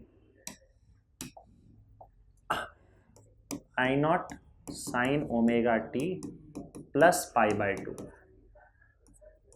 यहाँ से लेकर यहाँ तक। ये बड़ा अजीब सा लग रहा है, एक सेकेंड, ये समझ गए ना, पाई बाय 2 एंगल आगे होगा आपका, जो ईएमएफ है उससे पाई बाय 2 एंगल आगे इस बार करंट होगा। तो आपका ये वाला जो पूरा पार्ट है यहाँ से लेकर यहाँ तक, ये हो जाएगा आपका I not sine omega T plus pi by 2, this part, ठीक है। और ये जो पूरा है वो E not sine omega T आ जाएगा, बस हो गया। तो ये हो गया फेजर डायग्राम। उसके बाद हम ग्राफ की बात करते हैं, इसको थोड़ा सा कर देते हैं साइड में, साइड में होगा क्या, यस। चलो अब ग्राफ पे आते हैं, दोनों का ग्राफ बनाते हैं, देखते हैं ग्राफ का एनालाइज करते हैं कैसा बन रहा है ग्राफ। तो ये आपका ओमेगा टी और ये आपका एक्सिस ईएमएफ और करंट के लिए, this is for omega T, और ये आपका करंट के लिए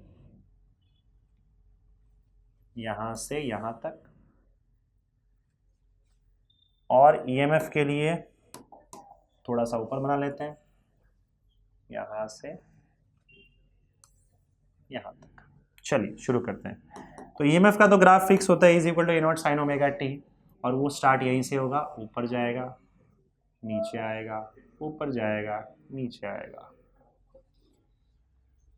तो ये आपका EMF का हो गया, this is E is equal to E not sine omega T. अब इस बार अगर मैं करंट की ग्राफ की बात करूं तो I is equal to I not sine omega T plus pi by two है। ध्यान से देखो, I is equal to I not sine omega T plus pi by two. तो ये शुरुआत कहाँ से होगी ग्राफ, वो हम लोग चेक करते हैं।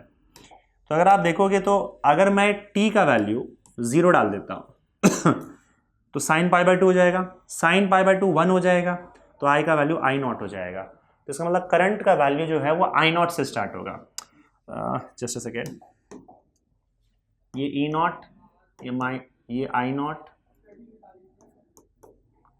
ये माइनस आई नॉट और ये माइनस ई नॉट। तो ग्राफ आपका कहाँ से स्टार्ट होगा करंट का, अगर t 0 डालता हूँ साइन पाई बाय टू 1 हो जाएगा तो आई नॉट। तो इस बार ग्राफ आपका आई नॉट से स्टार्ट होगा, आई नॉट से ग्राफ स्टार्ट होगा और ये नीचे की ओर जाएगा। ठीक है, यहाँ पे अगर तुम देखो फिर से मैंने एंगल बना देता हूँ, ये 0 एंगल है, ये आपका पाई बाय टू है, ये आपका पाई है, ये आपका 3 पाई बाय टू है, ये आपका 2 पाई है, ये 3 पाई है, चलता जाएगा ऐसे। तो करंट का आपका जो ग्राफ है इस बार आई नॉट से स्टार्ट हो रहा है, तो ये आई नॉट से भाई जाएगा नीचे और उसके बाद यहाँ पे फिर नेगेटिव मैक्सिमम हो जाएगा पाई पे, और फिर ये ऊपर जाएगा और फिर यहाँ पे पॉजिटिव मैक्सिमम हो जाएगा 2 पाई पे, और यहाँ से फिर यहाँ से नीचे आएगा और ये आपका फिर यहाँ पे नेगेटिव मैक्सिमम हो जाएगा और ये चलता जाएगा। ठीक है, और आप चेक कर सकते हो कोई भी रैंडमली, जैसे मान लो अगर मैं 2 पाई की बात करूं तो 2 पाई पे आपका वैल्यू क्या होगा, तो आप इसके अंदर 2 पाई रख दो। अब 2 pi plus pi by to कितना होता है, 5 पाई बाय टू होता है। तो देखो पाई by to, 3 pi by two और फिर 5 पाई बाय टू, फिर 7 पाई बाय टू। अगर आप एनालाइज करोगे तो पाई by to, 5 pi by two और उसके बाद 9 पाई बाय टू, ये वो सारे एंगल है जहाँ पे साइन का वैल्यू पॉजिटिव होता है। 3 pi by two, 7 pi by two, इन सारे एंगल्स पे साइन का वैल्यू जो होता है वो नेगेटिव होता है। तो अगर मैं टी का ओमेगा टी का वैल्यू 2 पाई रखता हूँ तो 5 पाई बाय टू बन जाएगा, और 5 पाई बाय टू पे पॉजिटिव वैल्यू मुझे मिलेगा, पॉजिटिव मतलब +1 मिलेगा। तो +1 की बात अगर हम करें, +1 मल्टीप्लाई करेंगे तो आई नॉट पे चला जाएगा, तो ये आई नॉट पे चला जाएगा। ठीक है, और एक एग्जांपल रखो, जैसे पाई रख दो यहाँ पे। अब अगर यहाँ पे ओमेगा टी का वैल्यू पाई रख दोगे तो pi plus pi by to 3 pi by to हो जाएगा। 3 पाई बाय टू पे साइन का वैल्यू -1 होता है, ये -1 -1 +1 +1 +1। आपको इतना याद रखने की जरूरत नहीं है, अगर आपको एक बार पॉइंट मिल गया स्टार्टिंग वाला तो वहीं से घुमाते चले जाओ उसको, आप खाली वैल्यूज देख लेना, हर वैल्यू पे इसको घुमाना है आपको और कुछ नहीं, तो ग्राफ मिल जाएगा।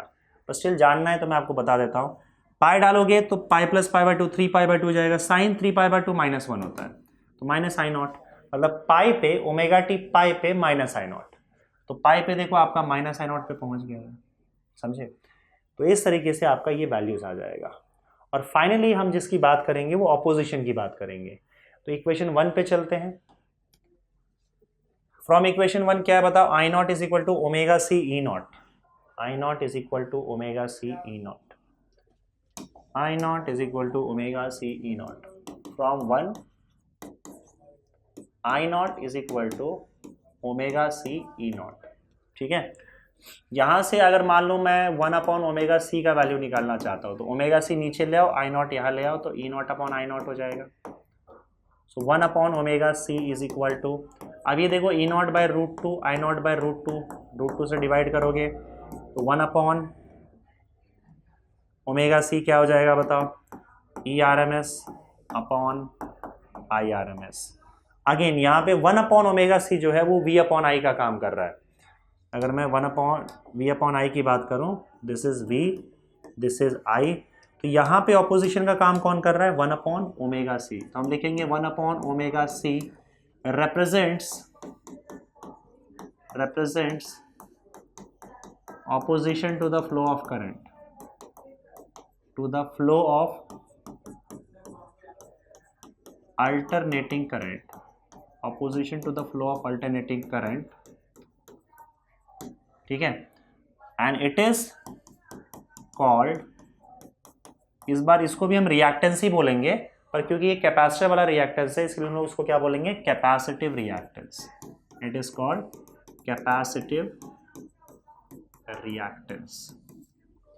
तो कैपेसिटिव रिएक्टेंस और इसको हम लोग एक्स सी से रिप्रेजेंट करेंगे।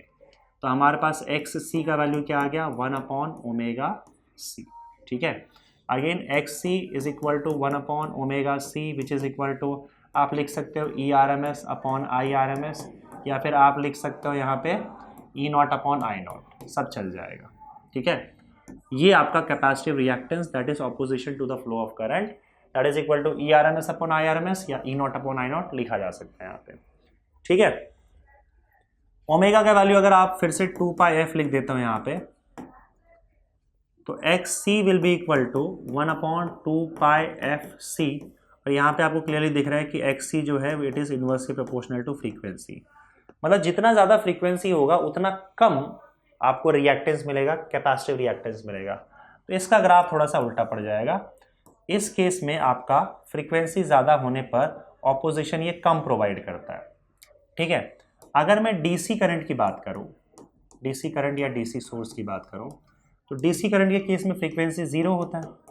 फ्रीक्वेंसी 0 होगा, ध्यान रहे जितना कम फ्रीक्वेंसी, सॉरी इसमें थोड़ा उल्टा बोल दिया मैंने, फ्रीक्वेंसी जितना कम होगा उतना ही ज़्यादा कैपेसिटिव रिएक्टेंस होगा। वहाँ पे तो फ्रीक्वेंसी था ना, इस केस में डायरेक्टली प्रोपोर्शनल था, कहाँ गया, जितना ज़्यादा फ्रीक्वेंसी उतना ज़्यादा इंडक्टिव रिएक्टेंस। लेकिन कैपेसिटिव रिएक्टेंस उल्टा होता है, जितना कम फ्रीक्वेंसी होगा उतना ज़्यादा ये रिएक्टेंस प्रोवाइड करता है। डीसी सोर्स का फ्रीक्वेंसी नहीं होता डायरेक्ट करंट का, तो डायरेक्ट करंट के केस में अगर फ्रीक्वेंसी 0 कर दोगे तो आपका XC जो है वो इनफाइनाइट हो जाएगा। इन शॉर्ट, अगर आपने कैपेसिटर लगा दिया डायरेक्ट करंट में तो इनफाइनाइट रेजिस्टेंस जैसा वो प्रोवाइड करेगा, ऑपोजिशन प्रोवाइड करेगा, मतलब करंट जाने ही नहीं देगा। अगर आप एक बैटरी लेते हो और उसमें कैपेसिटर लगा देते हो, डीसी सोर्स का बैटरी डायरेक्ट करंट का, तो करंट 0। वो इसलिए होता है क्योंकि जैसे आप बैटरी लगाते हो ना वैसे ही पूरा का पूरा कैपेसिटर चार्ज हो जाता है, और चार्ज होने के बाद करंट 0 हो जाता है। ये करंट को फ्लो होने ही नहीं देगा। समझ गए? तो ये अब बात हो गई आपके कैपेसिटर की भी।